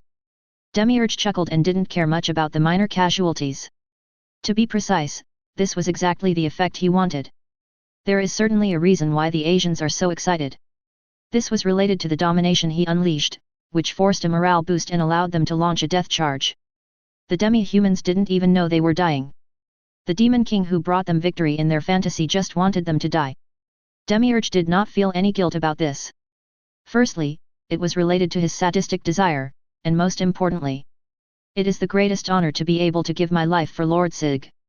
And he, Demiurge, will be killed instantly by Lord Sig in his complete demon form, becoming a key link in the creation of God. The corners of his mouth rose and he laughed out loud, "With such power, even human gods cannot compare to you." Although the words were meant to praise Sig, the blatant denigration of the 6 great gods almost made the chief priests who were remotely monitoring him curse out loud. The wind god slammed the table angrily, "Damn demon, this is blasphemy. He has an honest image, but he used to be a member of the Sunshine Scripture, has exterminated countless alien races, and has a very violent personality." Although the others did not speak, their expressions showed agreement. The chief priest was very old and started coughing just as he was about to speak. Everyone looked at him and the servants quickly handed him a glass of water. Everyone, demons often use language to mislead humans. Don't let their words affect your mind. And Lord Holy Dragon God is also a god of mankind. Don't forget this. The chief priests looked at each other, and saw surprise in each other's eyes. This was not the original plan. If Sig succeeds in dealing with Jaldabaoth and the demi-human army, they will carry out the plan to create a god. If both sides suffer losses, they will use some means to directly wipe out both of them. Although the chief priests have not expressed their views collectively, most of them hope to eliminate the two threats. They still do not want their beliefs to be polluted. Meow Red Bobtail Cat appeared on the table at some point, its golden vertical pupils emitting a strange glow. Great job, loves. This cat that looks like the Egyptian cat god is the first follower left by the god of death, and its race is zombie undead. Since the death of Lord Death, he has become the guardian of the church, and Juisi and Jwiming are both his disciples. Don't act rashly. An obscure voice came out of the cat's mouth. Rufus seemed to have not spoken for a long time. He spoke very slowly, but every word was clear. The chief priest said seriously, I have discussed with Lord Rufus that the Holy Dragon God will become the seventh god, and the doctrine will be changed to the seven great gods. Yes. The chief priests bowed their heads and responded in unison. At this point, there is no need to argue anymore.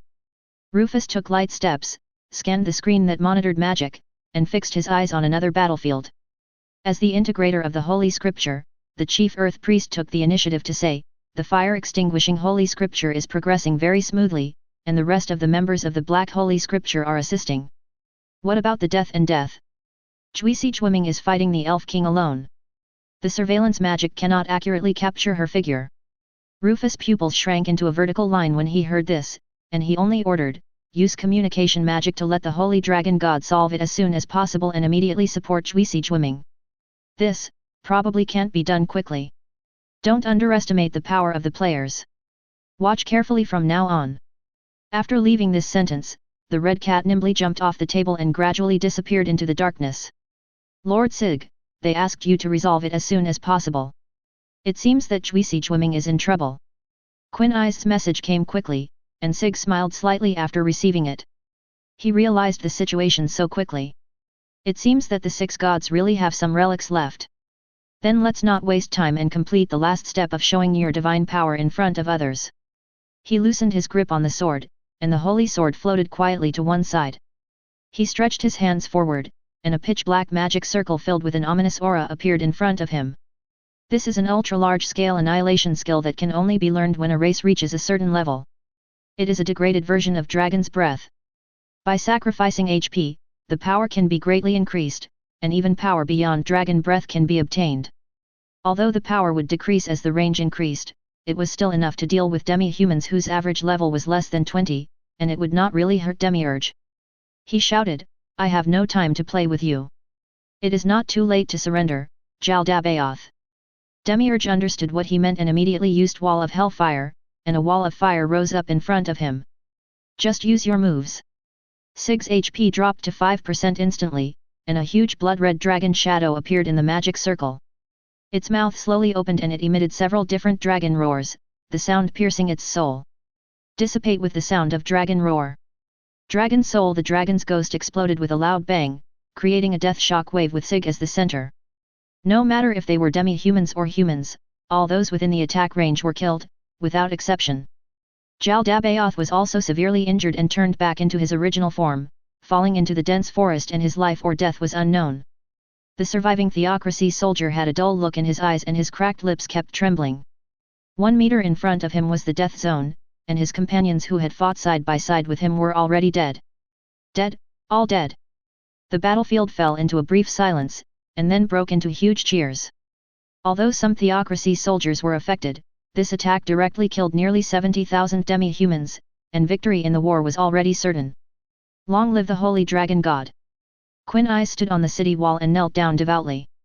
This shout woke the soldiers up from their dreams. This gentleman was actually a god. Various cheers mixed together, and many people were indeed shouting Long live the Holy Dragon God!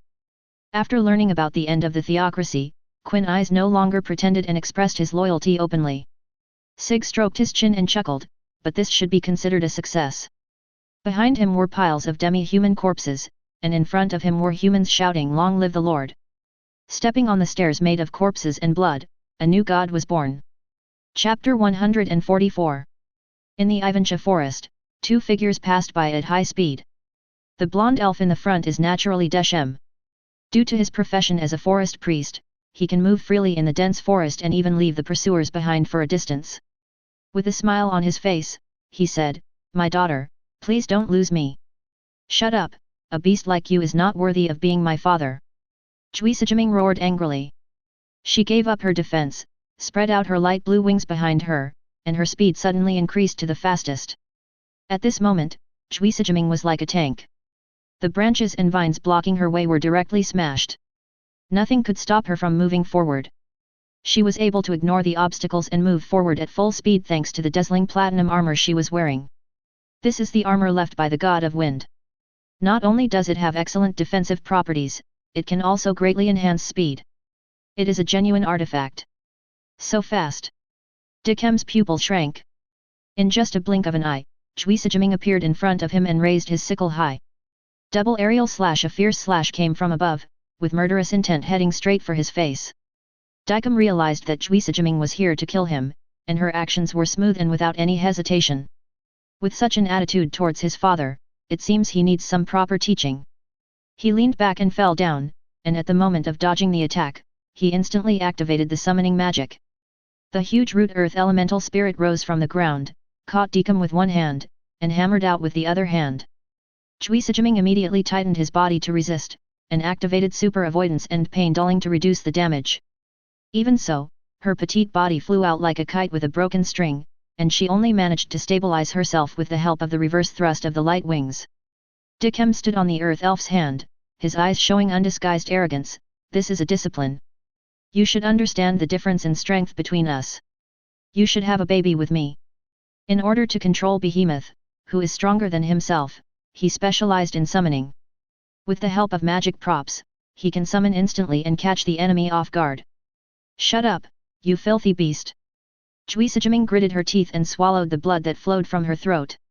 She underestimated the other party, who could actually summon such a monster. Inquisition, conviction of heresy. These two are skills that can only be learned when Inquisitor reaches the maximum level. The former can slightly increase the MP consumption of priest-type magic casters of different beliefs, while the latter increases the probability of failure of magic activation. However, these skills are not effective immediately. They will make the enemy feel increasingly exhausted after using powerful magic multiple times, and are suitable for long-term combat. Dichem seemed to have noticed something and said with a smile, "Oh? Is it a skill that speeds up MP loss? You really surprised me." Juisajiming was slightly stunned.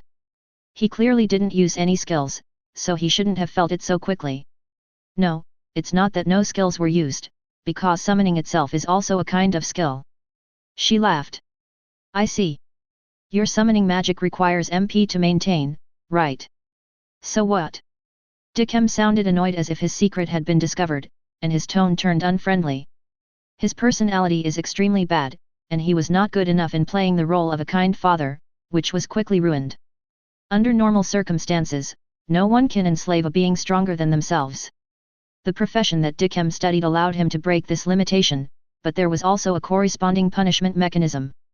During the battle with Behemoth, Decameron's MP will be gradually consumed, and he will not be able to use magic at will, which also limits the summoning time in disguise. Juisajiming snorted coldly, "What a stupid guy, he doesn't even know that his biggest weakness has been exposed."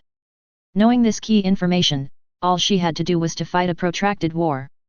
But under the attack of the elemental elves, whether we can delay time is a big problem.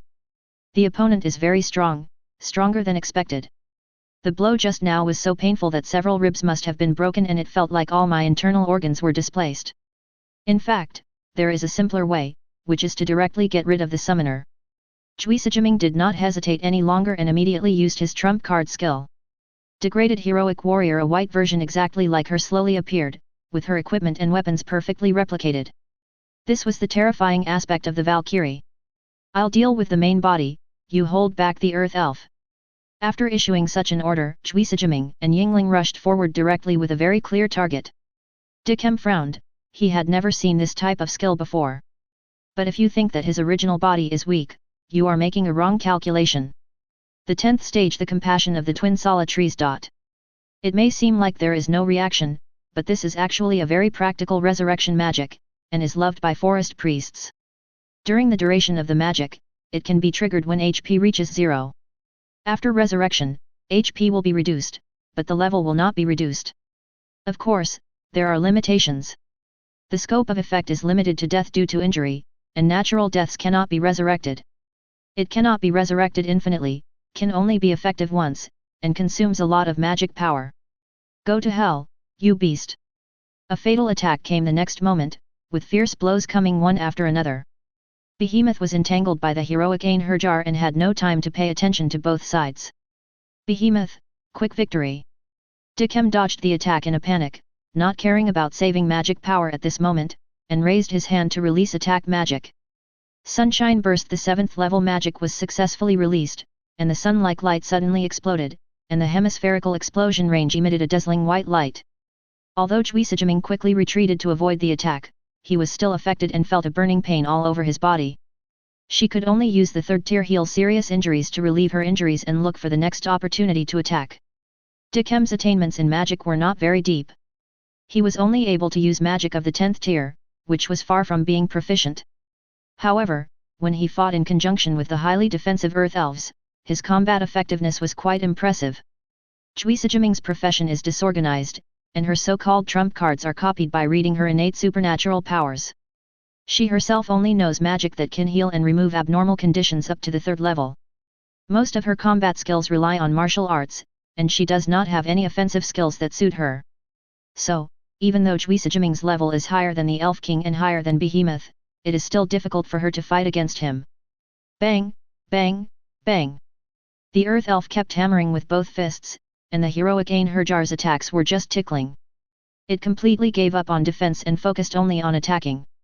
The heroic warrior was able to dodge at first, but there were always mistakes.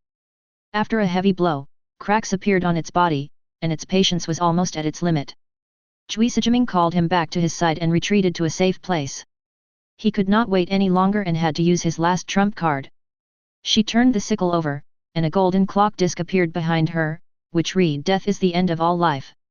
But at this critical moment, a figure stood in front of her. The skill in progress was forced to stop, and Juisijiming was shocked and angry. "Shouldn't you be on the demi-human battlefield? Why are you here?" The person who suddenly appeared was Sig. He said in a relaxed tone, "I have already dealt with Jaldabaoth and the demi-humans." "Why?" The Elf King and Juisijiming made strange noises at the same time. This was the most synchronized time between father and daughter. Sig spread his hands, "So, I'll come to support you when I'm done, there shouldn't be any problem." "No problem? That's a big problem." Chapter 145. Stop your bluffing, you nobody. Deacom's brain worked rapidly, and he finally came to the most reasonable conclusion. He didn't know much about Jaldabaoth, but since he could command a large army of demi-humans and had subordinates like the Dragon Butler, his strength was at least on the same level as his. How is it possible that a person suddenly appears and can defeat the enemy directly, and even destroy the demi-human army? The church definitely does not have such a person. He concluded that the other party must be lying and trying to disturb his mind. It must be like this. How embarrassing. This guy is not an unknown person. Juisijiming chuckled and moved closer to Sig. "Lord Holy Dragon God, you must teach him a lesson." "Well, do you want me to take action to solve it?" Sig took Juisijiming into his arms and placed his hands on the girl's slender waist with ease. Juisijiming curled his lips. Although he couldn't feel it because he was wearing armor, this was too much of an advantage. Thinking this in her mind, she did not struggle to break free, but instead quietly raised her butt to make her figure look more curvy. The intimate posture of the two made Dickem so angry that his eyes turned red. Juisijiming is his daughter and will give birth to his child in the future. How can she be so intimate with other men? That would pollute the king's bloodline. "Daughter, as long as you come back to me, I can forgive your previous rude behavior." "Ha! Okay, stop making trouble and let me give birth to a life. Our child will definitely be very strong." The string of rationality in Juisijiming's mind suddenly broke, and he immediately rushed up to teach a lesson to the beast who only had giving birth to a child in his mind.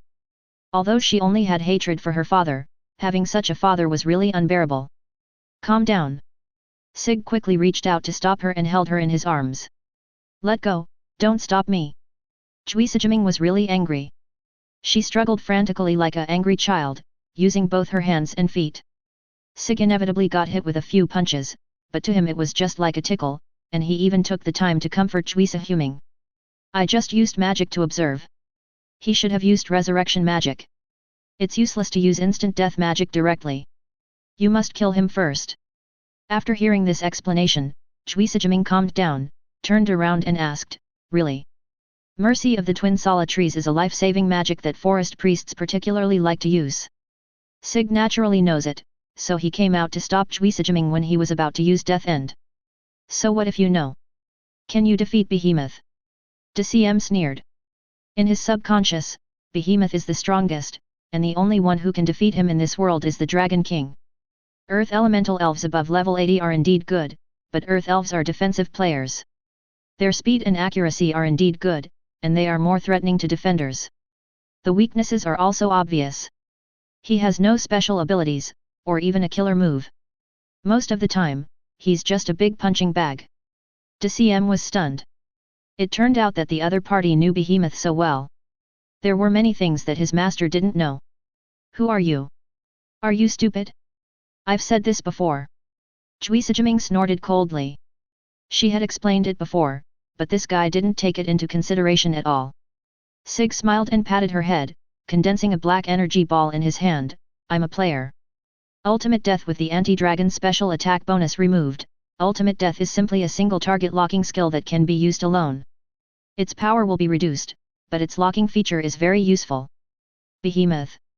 Faced with such a terrifying energy wave, Dickham immediately called on his Earth Elves to help resist it, but he really underestimated the locking skill. The attack bypassed the Earth Elf and hit Dickham accurately.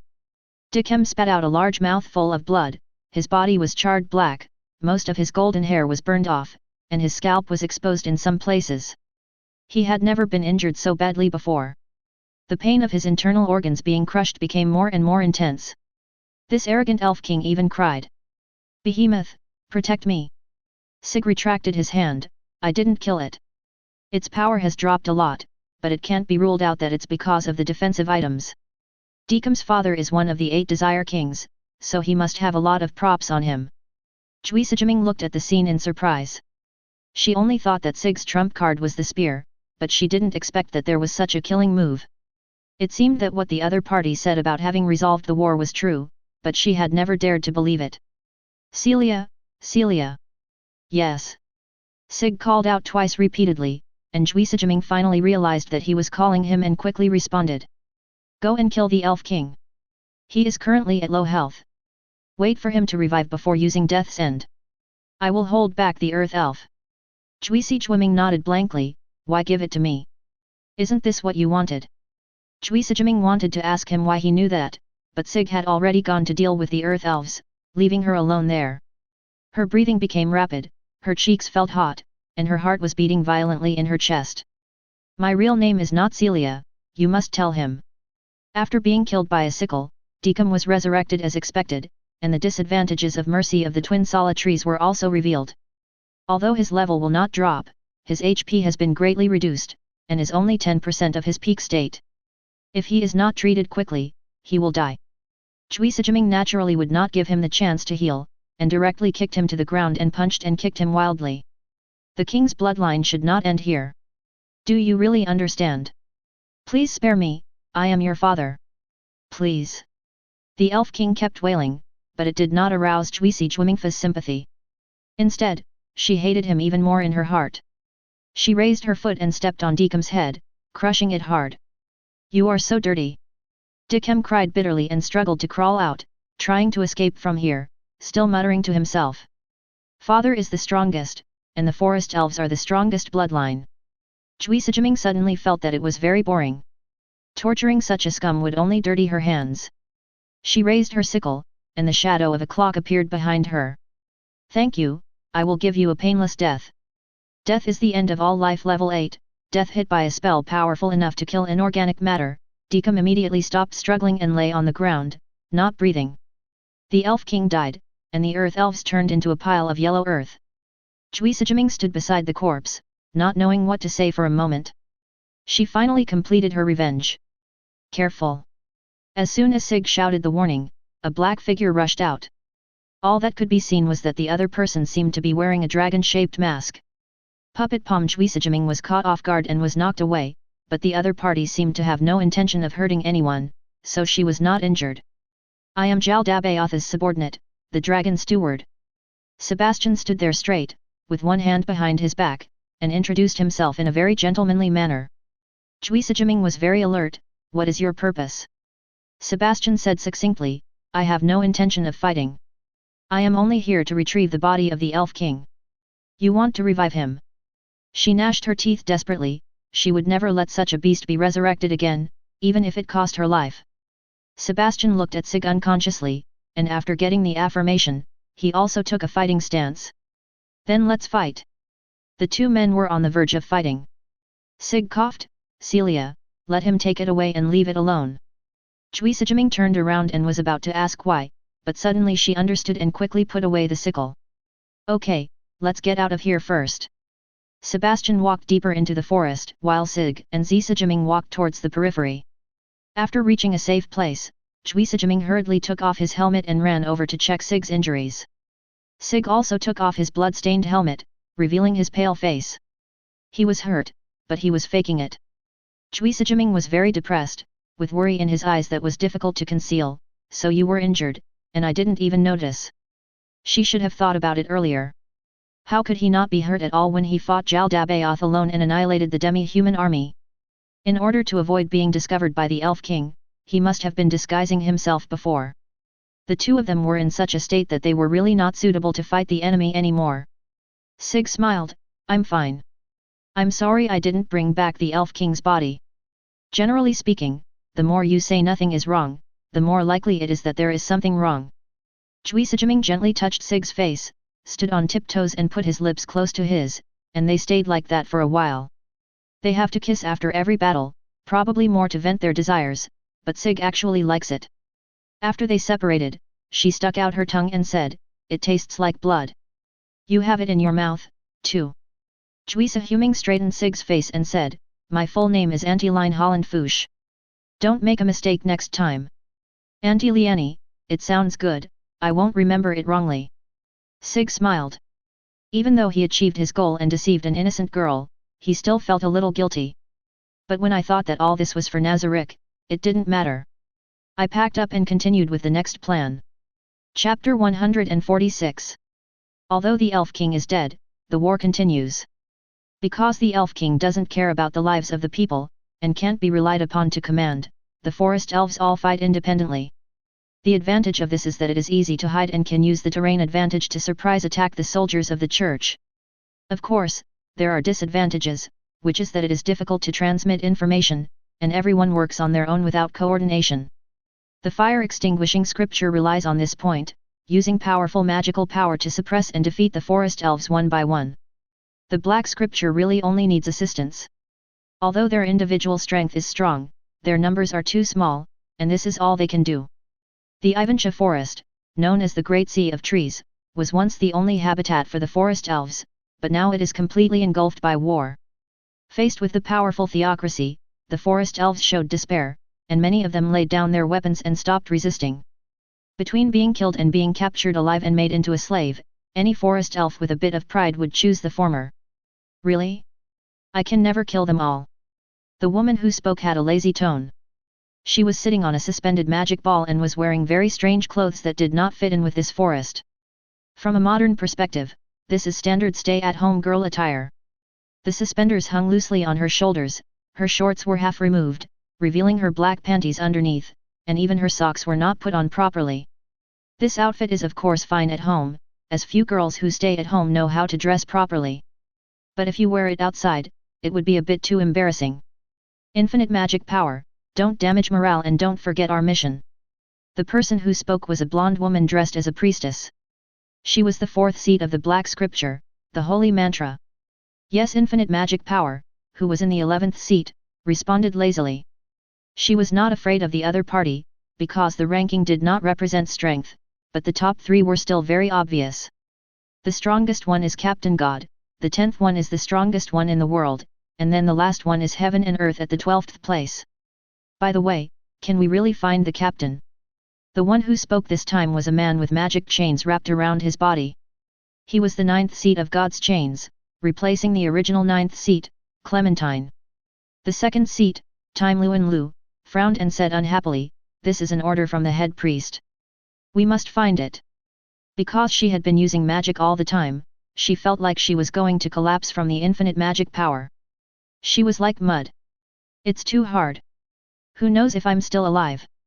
Tian Shang Tianxia showed up, and he immediately covered the mouth of the person who was talking nonsense with infinite magic, and his skillful move made people feel distressed.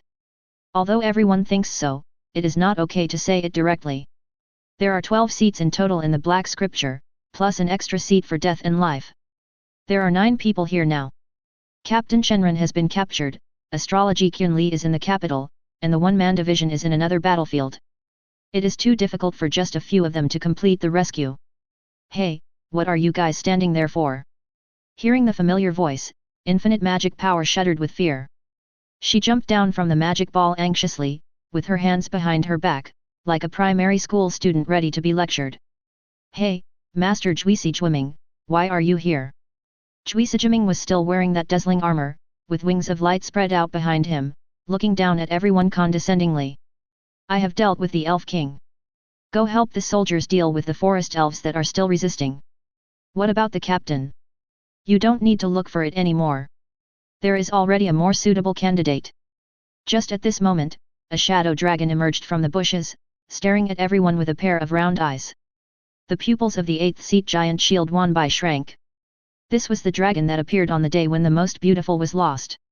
Could that man be here too? It is enough to leave the search task to my followers. You are too slow.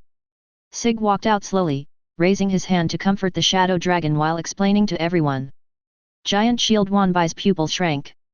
Even if he changed into black armor, he would not make a mistake. This person was the one who attacked them that day. He raised his huge shield, his voice filled with anger. How dare you show up here? Sig was a little confused. You are the most beautiful woman in the country, and Lord Carey, have you forgotten? Sig slapped his head and remembered that it was that incident. Because it happened so long ago, he almost forgot about it, and he had already casually given endless beauty to Shaltir. Juisijiming frowned. Don't be rude. This person will be the new god of the church.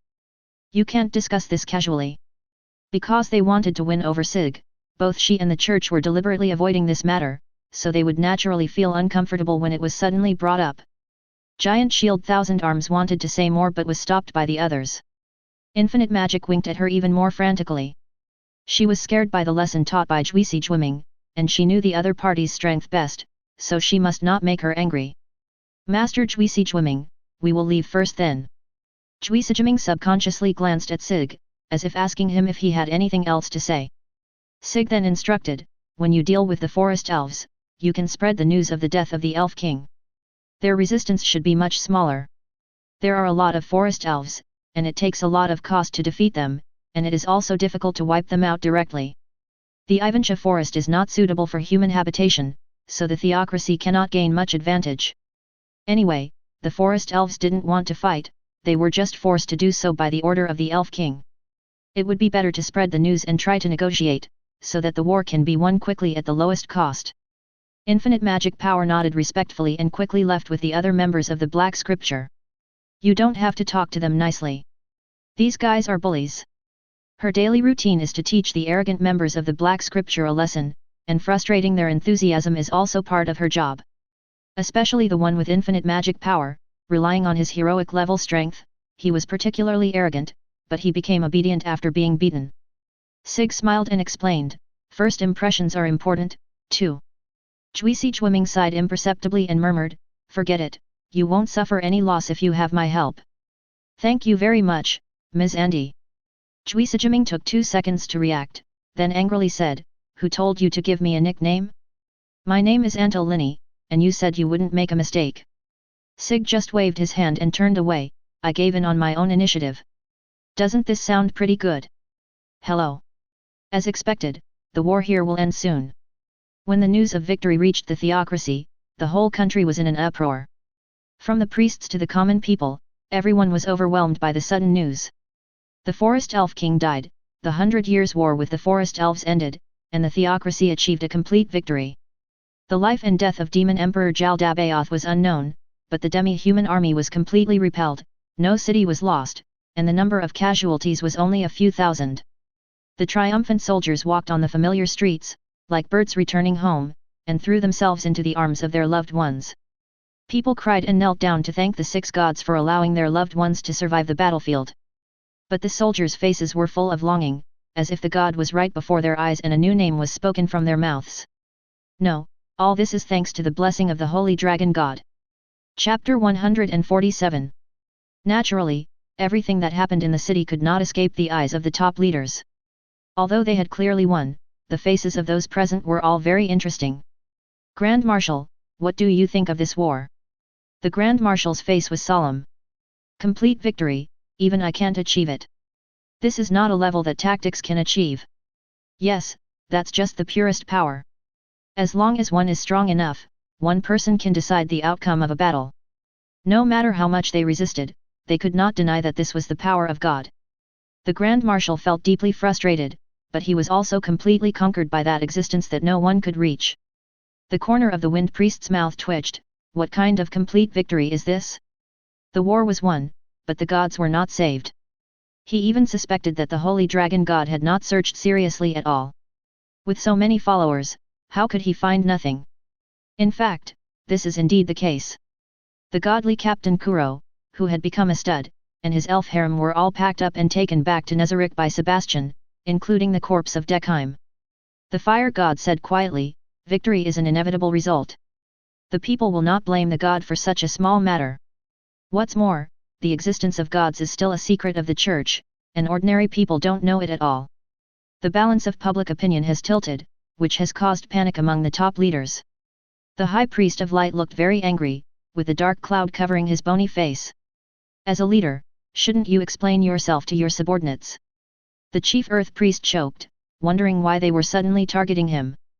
This should have been a commendation meeting after the victory, but it turned into a criticism scene. "Is it necessary to find someone to take the blame?" His voice was hoarse. "Quinn Acer was a spy. I failed to notice it." The Dark Priest pushed up his glasses and said, "It's just a negligence, but it can't offset the guilt." What else could the Earth Priest say? He was not a prophet, and it was not his idea alone to use Quinn eyes. At this point, the man's master has become a god, so what's the point in pursuing the matter further? He finally sighed and turned his gaze to the person sitting in the first seat.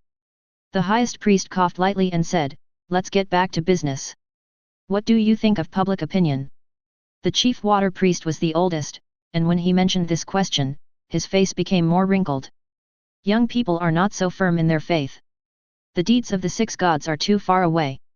When new gods appear, they will naturally respect them more. After all, ancient legends passed down by word of mouth are far less shocking than seeing them with your own eyes. The soldiers came from all over the country and almost all the young and middle-aged men in the church.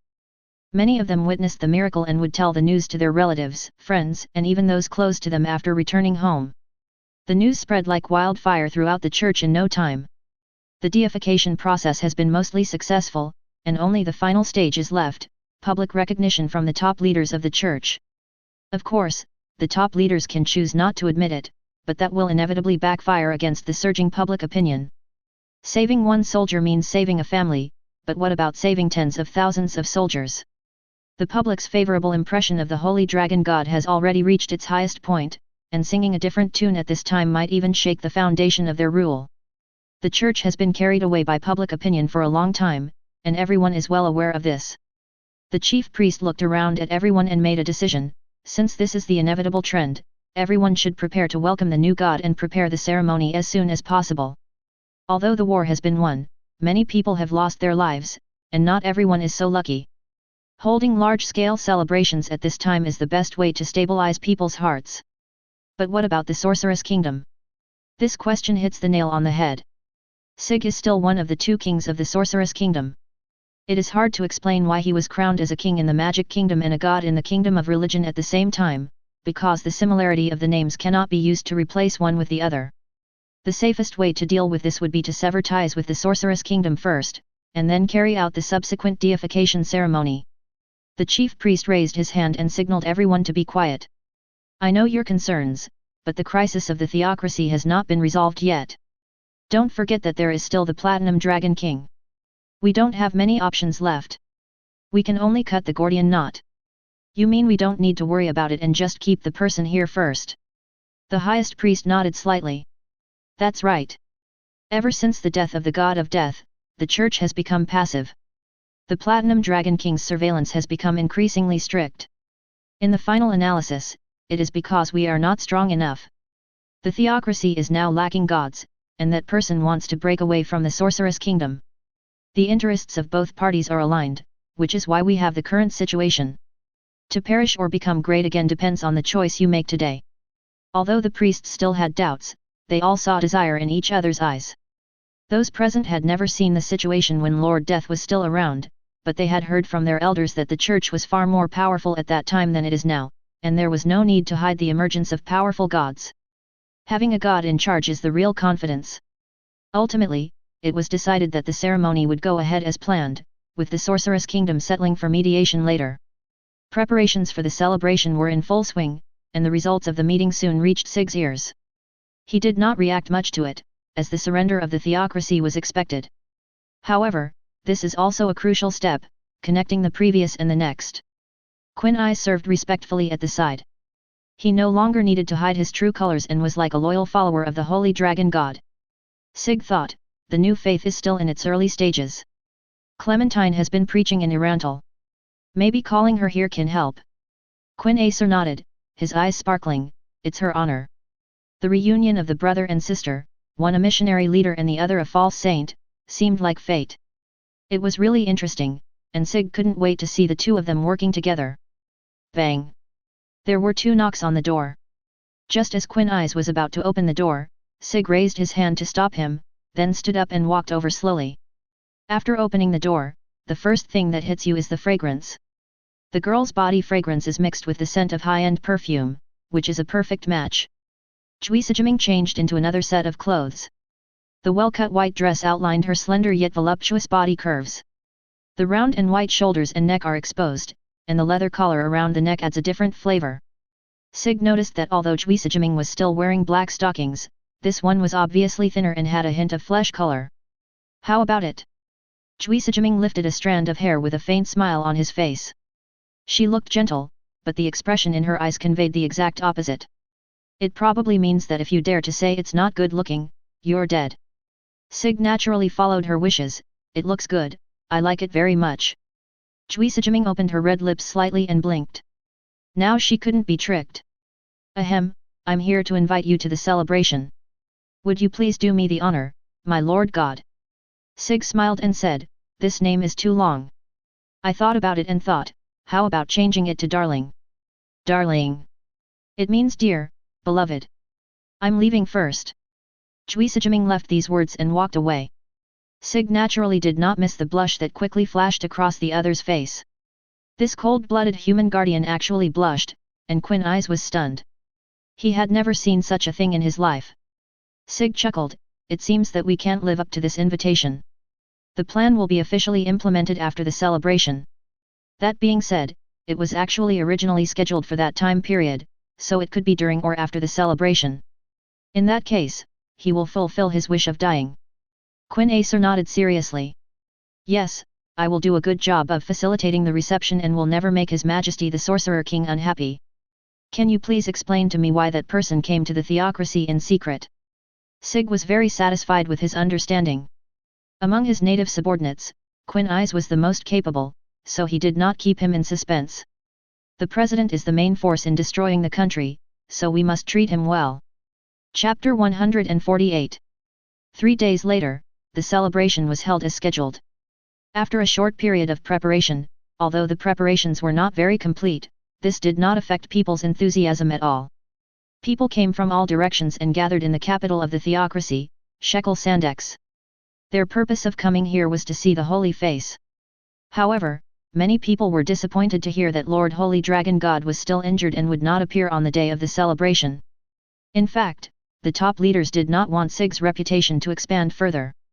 They were worried that it would shake the foundation of their rule and threaten the faith of the 6 gods, so they made checks and balances. But even so, every household hung brightly colored flags with dragon patterns. The streets are bustling with people coming and going. Because of the large flow of people, the hotel has long been in short supply, and even the hotels that are usually deserted are now full of people. Many people simply sat on the ground and took a rest on the street.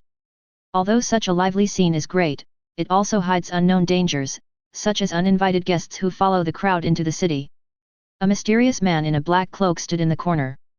He looked at the scene and couldn't help but sneer. Humans are still as stupid as ever. That fellow Platinum is really making a fuss out of nothing. The man exuded a terrifying aura, and his body was surrounded by a gloomy and dull aura of death, making people dare not approach him easily. The hand he stretched out further confirmed his non-human identity. The back of his hand was covered with raised scales, and his fingertips were like claws, ink black in color. "Hey, what does that person over there do?" The patrolling soldier noticed the unusual situation here and shouted from more than 10 meters away. "Tisk, trouble!" As the man waved his hand, darkness suddenly spread and completely engulfed his figure. When the soldier ran over, he saw nothing and couldn't help scratching his head. "Strange, did I see it wrong?" At this time, at another street corner, a figure appeared from the darkness. The cat that was lying there cried out in dissatisfaction, jumped onto the wall and left. The man didn't care about such a trivial matter and walked towards the noisy street. The theocracy is so lively. Inside while wearing armor. Because his main body is a skeleton, he only needs to use armor to cover himself. After all, many powerful warriors always wear armor, so this is not a very strange outfit. The blonde elf walking in front turned around, her aquamarine eyes calm and composed. Forest elves are slender and tall, and they look particularly elegant even when wearing simple clothes. The only flaw was that part of her pointed elf ears had been cut off, which was a symbol of slavery in the theocracy. She leaned over and hugged Ainz's arm, her soft part making intimate contact with the armor. A mixture of coldness and lust, even though Ainz couldn't feel it at all, he was already beginning to feel uneasy. "Sir, don't you want to eat something?" Considering the purpose of arranging the beauty, Ainz couldn't help but trigger the forced calmness, and then he said, "Ahem, I don't need to eat, maybe you need to eat a little." He then bought something similar to a salad from a stall nearby and handed it to the other party. The female elf was flattered and took it, and began to eat it in small bites. "What's your name? What's your identity?" Ainz felt that he needed to know more about his guide. "My name is Lancia, and I am a devout believer of the holy dragon god." There was a gleam in Lancia's eyes, completely different from the lifeless look she had at the beginning. Ainz felt a little embarrassed. The power of religion was truly terrifying. However, it is also a default rule to start preaching to people of lower status. While the two were chatting, a black figure passed by them. "Ah!" Lancia was frightened by the opponent's momentum. She was bumped while she was distracted and almost fell down due to her unsteady steps. Fortunately, Ainz helped her up. But the food in his hands was not so lucky and it all fell to the ground. The man turned his head, gave him a cold look, then turned and left. "Wait!" Before Ainz could finish his words, Lancia apologized to him. "I'm very sorry, please don't cause you any trouble because of me." Ainz sighed, but how could the undead appear in the theocracy? Although he tried to cover it up, the opponent's camouflage skills were so poor that the breath of death was about to smoke into his eyes. But he was very sure that it was definitely not an ordinary undead, perhaps a controlled corpse. Ainz is a senior undead magician who also has the job of necromancer, and is quite knowledgeable about magic that he has not learned. There is a special type of necromancy, which is to directly manipulate the bodies of the dead. Unlike using corpses to summon the undead, using this magic can retain some of the deceased's abilities and preserve their original appearance. Regardless, it's worth paying attention to. Message Nicolade, pay attention to the man in black robe just now. Yes, sir.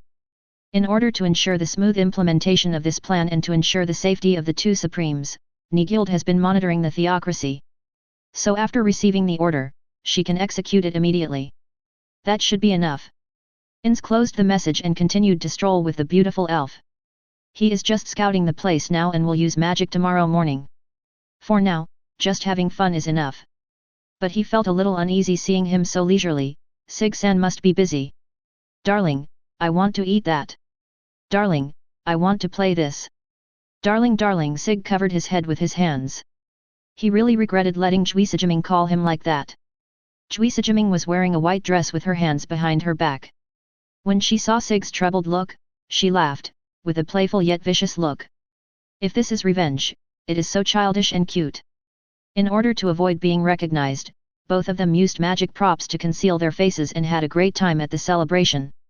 So Sig pinched the soft flesh on Jiming's waist, and moved his hands up and down while curling them into claws. Alas! Jiming hurriedly covered her mouth. It was hard to imagine that such a sound could come from her mouth. It was too embarrassing. Miss Andy, it turns out you are ticklish. Hey, stop it, UBD. Jiming was about to return it but was stopped by the meow of a cat. Meow teacher. The red cat walked out from the shadows, and its mouth opened and closed, actually uttering human words. Talk to me, player. Two people and a cat came to a secluded tavern. It is so difficult to find such a place in such a busy day. The red cat jumped onto the table and said, "Let me introduce myself. I'm Rufus. This is a resting place provided exclusively by the church. No outsiders will disturb us." Jiming rarely restrained herself and became like a good girl, perhaps because she was worried about being scolded. She explained, "This is the follower of Lord Death." Sig smiled and nodded, "Do I need to introduce myself?" "No need." Rufus' eyes were sharp. "I called you here for one thing. There are enemies infiltrating the church. You need to be more vigilant." "What?" Sig was very shocked. "Is this true? Ainz was discovered as soon as he arrived?" Rufus looked strange. "Yes, I feel the breath of the Dragon King. It turns out to be the Dragon King." "That's all right." Sig immediately asked, "Can you confirm which Dragon King it is?" Rufus shook his head. To be honest, he wasn't sure. However, the other party exudes a dark aura. Perhaps he is the legendary Dark Dragon King. The Dark Dragon King, who has killed players before and still holds A20 in his hand, is indeed worthy of vigilance. As a new god, you must take on the responsibility of protecting humanity. Rufus finished his monologue and then jumped into the night and disappeared. Sig said helplessly, "Your cat teacher is really elusive." Jiming sighed slightly. "Teacher is good at hiding his tracks and is an expert in intelligence." Sig's eyes lit up and he murmured, "So he's not the fighting type." "Not yet at level 100, nor good at fighting. The theocracy is easier to deal with than he thought. It looks like it's time to take action. What's on your mind?" Jiming tilted his head, looking curious. "Nothing, I just feel the pressure of protecting humans is a bit too much. It's a bit boring, with tests coming one after another. A normal person would have given up long ago. Good people are treated like slaves." Sig thought so in his mind, but he didn't really say it out loud. Compared to the excessive things that will be done later, there is naturally no problem in agreeing to such a small request. "I have also been given such a mission. You won't be alone, darling." Her eyebrows were curved with a smile that came from the bottom of her heart. Sig felt a little more relaxed and smiled back, "When the day comes when you are free of this burden, will you be willing to leave with me?" After Jiming reacted, a layer of red instantly appeared on his cheeks. She rushed over, looking up at Sig with a slightly morbid smile on her face. "Now, so this is a confession? I guess I can understand it that way." "Well, I guess so." Sig suddenly felt something was wrong. He didn't want anything else to happen. He still had important things to do tomorrow. Jiming touched her lower abdomen, the restlessness in her heart surged out wildly. She licked her lips, released the magic props, and began to tear off her clothes. "Really? I can't bear it anymore. I might as well just do it right here. Hey. In the end, despite Sig's strenuous resistance, the two still did not reach the last step and simply helped each other. It's not that Sig doesn't like desperate efforts, but the time and place are not right now, and he doesn't want to do such a thing under complete deception. There was obvious resentment in Jiming's eyes. She kept her head down and said nothing, but just wrapped Sig's clothes tighter. Sig held the girl's face helplessly. "You need to calm down. If you still want to be with me after tomorrow, then continue." After leaving these words, he left, which was quite decisive. As Jiming sniffed the scent remaining on his clothes, his mood gradually became calm, and there was anticipation in his eyes. Tomorrow. Chapter 149. Early morning. When the first ray of sunshine shines on this land, it brings not only warmth, but also blood and killing. Enemy. How is this possible? How could there be demi-humans in the city? People shouted loudly and ran hard, but most of them could not escape the fate of death. Many soldiers were beheaded, torn apart, and their limbs were eaten before they had time to put on their armor. The sudden attack was like a loud slap in the face, waking up the theocracy that was intoxicated with victory. The demi-humans seemed to have appeared out of nowhere. The guards guarding the city did not notice them at all. There was not even a simple notice. They were as quiet as if they were dead. In fact, it is true that they were dealt with long ago. Hey, finally the cleaning is done, I want to join those guys too. On the city wall, Lupus Regina was carrying a huge holy staff, her voice full of obvious excitement, and she was obviously eager to try. Nabe calmly poured a basin of cold water on him. No, that will make the Supreme One angry. Hey, Sig Sama won't be angry, and Insama probably won't be angry either, probably. No means no. Nabe-chan, the same scene was happening in another city. After many days, Edom finally got to eat delicious meat. He jumped for joy, holding a half-eaten thigh in his hand. Yuri sister, do you want to try some? This tastes better than bugs. Yuri pushed up her glasses. I'm the dull Ahan. I don't need to eat. You should finish your meal quickly and don't delay important matters. Okay, crunch. Compared to those two groups, Suoluxiang and Ziz were much quieter. They dealt with the guards very quickly. Heath raised his gun and pointed it at the crowd below, and went into alert mode. Suoluxiang suppressed his desire very well, and just used a little trick when killing them to make them die slowly. Haha, I hope they can hold on a little longer. The demi-humans can no longer be considered a large army, with less than 30,000 of them. They can only use surprise attacks and disperse their forces so that they can cover more cities. Important cities are led by the maids, while the rest are led by tribal leaders. They are the demi-humans known as the 10 Outstanding Ones. Almost all of them have reached the heroic realm and are capable of fighting against the dark scriptures of the same level. The King of Destruction, the King of the Goatmen, looks like a goat that walks upright, and specializes in destructive weapons. Bing Yan Li, the Queen of the Demons, has 4 arms and is a subhuman race that is close to human form and is good at using magic. Bai Lao, the King of the Stone-Eating Apes, is a pure white ape that can eat stones and use stone-spitting attacks. Demon Claw, the King of the Four-Legged Beasts, has the upper body of an orc and the lower body of a wild beast, and has the ferocity of a pure wild beast. 7-colored scales, the Snake King, a snake with arms, its scales sparkling with colorful light, and it has a defensive power comparable to dragon scales. Black Steel, also a quadruped with a beastly body, is good at stealth assassinations. Legion, a half-quadruped, with the upper body of a human and the lower body of a beast, is good at leading armies. Beast Emperor, the King of Orcs, the head of carnivorous beasts, proficient in using various weapons. Grey King, the King of the Iron Ratman, has iron-like fur and walks upright. Spiral Gun, the King of the Centaurs, is extremely fast and is famous for his skill with weapons. This is just for popular science. It's okay if you don't know them. They are just random soldiers. The last 3 are races I made up. The demi-humans had different thoughts, but under Jaldabaoth's command, they could only obey orders. During that battle, everyone thought that Jaldabaoth was dead, even they thought so. The Asians were so eager to escape that no one even went to look for the king's body. After the blood passion subsided, the desire for life reached its peak, and no one was not afraid of the godlike enemy. The remaining 30,000 people were the last elite troops, and they only wanted to retreat back to the Abelian Hills and never come out again. But Jaldabaoth unexpectedly reappeared, blocking the escape route unharmed, and explained his plan. It turned out that the 70,000 troops were just bait. His goal was to make the theocracy think that they had won, and then launch a surprise attack and use magic that could destroy the country. The demi-humans did not dare to attack the theocracy again, but they were even less willing to resist Jaldabaoth, so they had no choice but to join the battlefield once again. They could only hide their fear by killing people, secretly praying for the arrival of magic that would destroy the country. The capital, the temple meeting room. News of the war on the front line soon spread, and the highest priest immediately convened an emergency meeting with all the top leaders gathered together. Almost everyone was present, with only the special gilded chair remaining empty. As the door opened, everyone stood up. Lord Holy Dragon God. Sig walked in slowly, greeted with a smile, "You're welcome." The acting high priest, Quinn Esser, followed behind, keeping half a step away. The high priest coughed lightly and looked up at Sig. To be honest, the supreme leader was not quite used to having another god.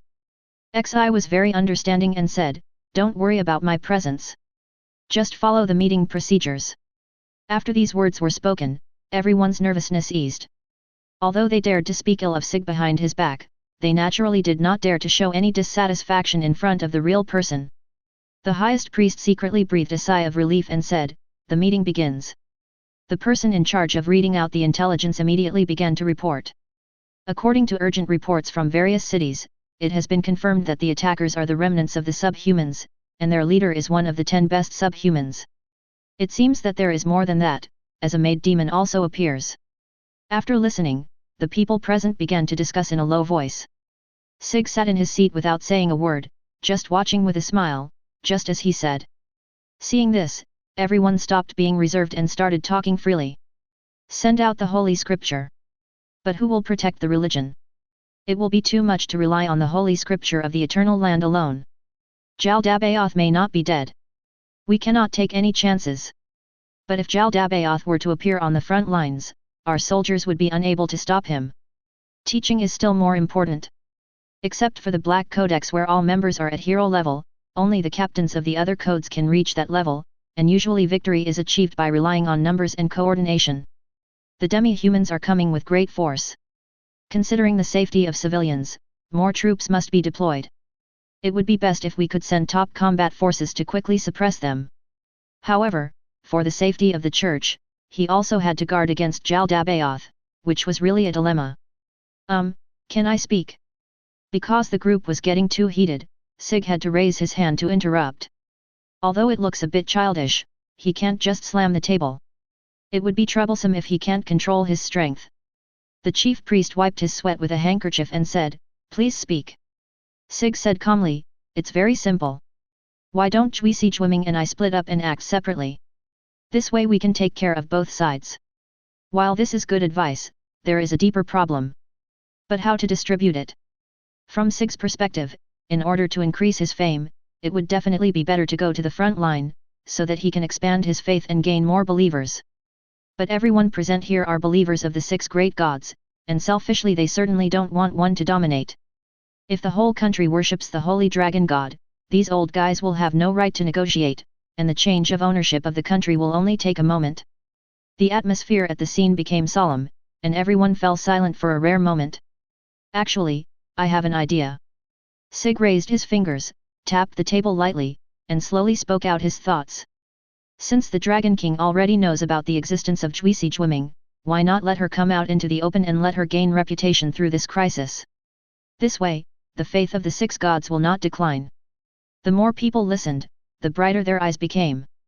This method is indeed feasible. What do you mean? Sig's eyes flashed with tenderness. Fame is ultimately an illusory thing. I hope to share this honor with Jwiming. As soon as these words were spoken, the faces of the people present changed. Is this a confession? Is this really appropriate in such a serious occasion? Quinn Esser spoke up and summarized, Lord Holy Dragon God will be in charge of the capital, and send out the death and life. Within a dozen minutes, the order was quickly conveyed. In the corridor, after Sig brought Quinn Essex out of the conference room, he happened to run into Jwiming. She seemed to be waiting here on purpose, twisting the Rubik's Cube in her hand casually, and it was obvious that she was not at peace. Sig was slightly surprised. Aren't we going to go out and fight the demi-humans? Jwiming replied in a muffled voice, well, I just came to see you. I'll leave this place to you. Sig took out 4 black swords of strange shapes from the prop space, injected magic power into them and activated them successfully, floating around Jwiming. Cursed Sword Group. It is a relic level item, and has a fully automatic counterattack function. It is very good at dealing with sudden attacks. After hitting the enemy, it will randomly add debuffs such as weakness, paralysis, poisoning, and defense reduction. Your world-class item is no longer usable. Let the floating sword protect you instead of me.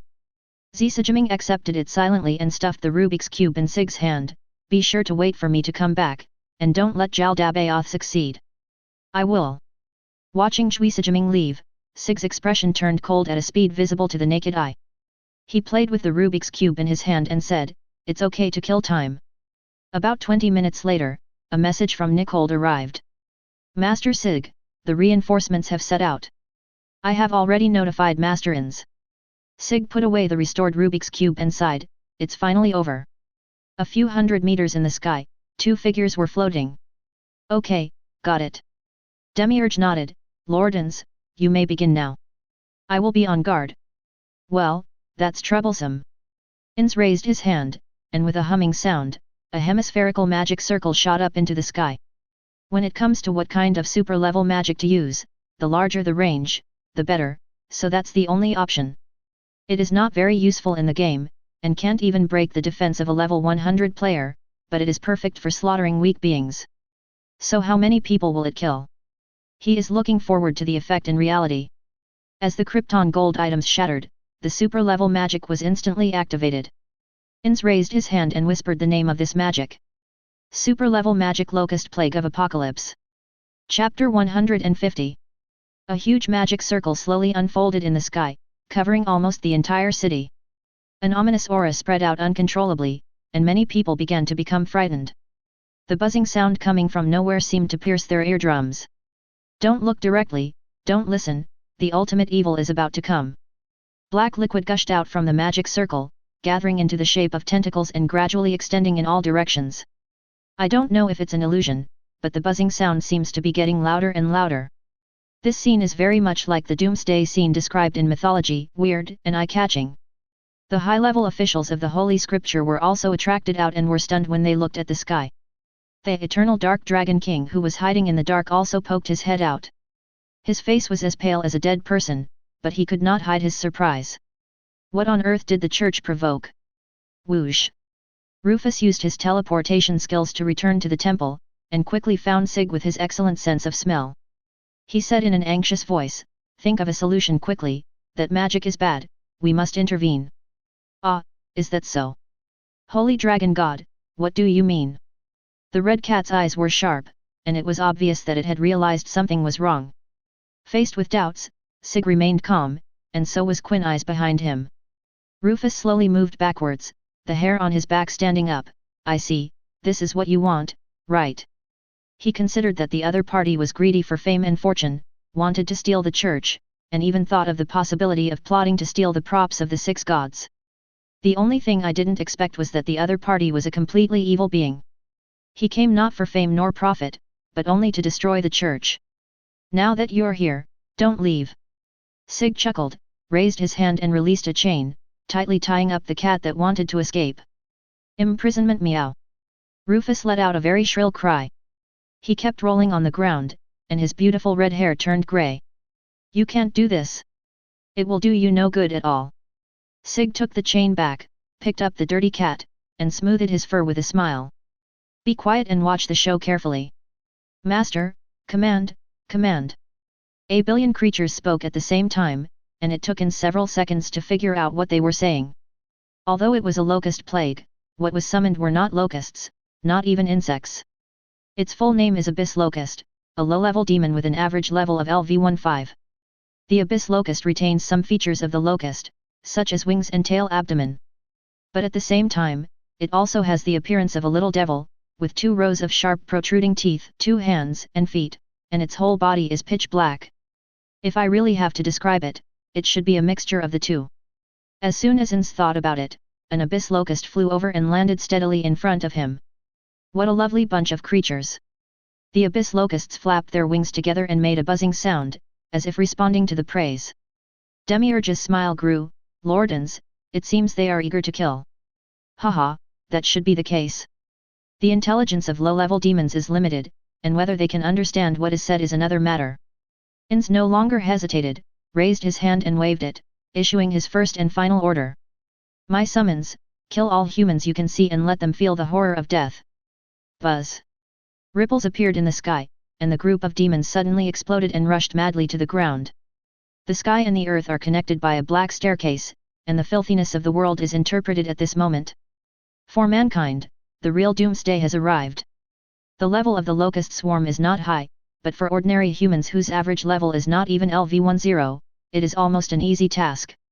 The world is hell, which is the most appropriate way to describe the scene at this time. Ainz's heart remained calm as he said calmly, I'll leave it to you from now on, Demiurge. The portal opened, and after Ainz completed his mission, he retreated directly. He was no longer needed. Yes, I will not let you down. Demiurge bowed gracefully, the corners of his mouth raised beneath his mask. Use world-class items to activate the defensive magic barrier. The Holy Scripture of Eternal Earth is the last line of defense of the Church. Each of them has learned the special skill of live and die together. The function of the skill is very simple. It uses itself as a medium and acts as an amplifier for the leaves of the world tree, maximizing its range of action and completely enveloping the temple. As the magic barrier was formed, the demons were indeed blocked out. Even crazy attacks have no effect on it. World-class items have strong defensive capabilities and cannot be destroyed by ordinary attacks. However, the civilians outside the barrier are in a miserable state. The Abyss Locusts will not give up the opportunity to tear humans apart, and the massacre continues. But the top management obviously can't care about so many things. The magic barrier can't exist forever, and they have to hurry to think about the next countermeasures. Jaldabaoth is so insidious. His goal is to make a feint to the east and attack in the west. Now all kinds of holy scriptures and death-defying weapons have been sent out, and there is no way to send them back immediately for support. Isn't Lord Holy Dragon God still here? We can only rely on him. By the way, they also have Lord Holy Dragon God. As long as the culprit Jaldabaoth is dealt with, this crisis of national destruction will naturally be resolved. Oh? Do you want to get help? The devil's teasing voice sounded behind them. The man in a suit and a mask was none other than the protagonist they were scolding. This dangerous existence actually sneaked into the temple and appeared directly beside them. Jaldabaoth. Devil, what on earth do you want to do? Domination spell. Demiurge activated his domination skill, and a strange voice came out of his mouth, kneel down. Everyone felt that their bodies were out of control, their knees bent, and they all knelt down. This is much more appropriate. Low-level humans are not worthy of standing and talking. Demiurge pulled over a chair but did not sit down himself. He walked back and forth gracefully, looking around carefully, as if waiting for something to happen. The chief priest bit his tongue and tried to raise his head a little, and the magic items on his body emitted a faint glow. As the head of the church, he represents the face of a country. It is really shameful for him to show such an ugly behavior. Demiurge was slightly surprised. Hey? So it's a magic item that increases resistance to mind control. The six gods did leave behind quite a bit of legacy. The highest priest slowly stood up and said, Ahem, Demon Emperor, what do you want? No, the point is not what I want. It seems that you still don't understand your situation. Demiurge spoke in a light tone, even with a hint of sarcasm, and the people kneeling on the ground all looked angry. With a creak, the door slowly opened and someone came in against the light. Holy Dragon God! Greetings, Lord Sig. When everyone was about to ask for help, Demiurge knelt down first. The enemy leader actually knelt down to his side. Such an absurd scene made everyone stunned for a moment, followed by tremendous anger at being deceived. Damn it! Before he could finish his words, the man's head fell to the ground, and his blood dyed a large area of the tiles red. Demiurge calmly withdrew his hand and said, I'm very sorry for letting you hear the dirty words. No problem. Sig chuckled, holding the well-behaved cat and sitting on the chair, raising his hand, stand up, no need to be polite. Yes. Demiurge immediately stood up and served respectfully at one side. The chief priest had a complicated expression on his face. Your acting skills are really great. We old guys have been fooled. You are not allowed to speak without permission. Sig stopped Demiurge from using mind control and motioned for him to continue. The highest priest slowly knelt down with his forehead touching the ground in a gesture of complete submission. His voice even trembled a little. Lord Holy Dragon God, the church is willing to surrender completely, please let the people go. Rufus ignored his weak body and angrily reprimanded, don't you understand? They are here to destroy the power of the six gods. Sig raised his hand and flicked the cat's forehead. Although he didn't care much, Xiaodai would get angry if he continued talking. Demiurge really walked forward and asked directly, Lord Sig, do you want to proceed as planned? Sig waved his hand, I admire the responsibility of the chief priest. Just give them a painless death. It was Xiaodai himself who proposed to massacre the high-ranking officials of the church in front of the public. The purpose was to increase Jaldabaoth's hatred value. Sig didn't agree with it in the first place, he personally didn't like massacres, and now it gave him a good reason to reject it. You are so merciful, I understand. Demiurge seemed to understand something and agreed seriously. Sneaking into the temple, killing the top leaders, and destroying the church, this script is also very good. As the door slowly closed, death was completely isolated inside. Sig looked at the magic barrier above his head. We just need to destroy that, and the final battle can begin. It won't take long. If you enjoyed this video, please give it a like and subscribe to the channel so you are notified of future uploads. You can find the next parts in the playlist visible on the screen or on my channel. Thank you for watching, and I'll see you in the next one.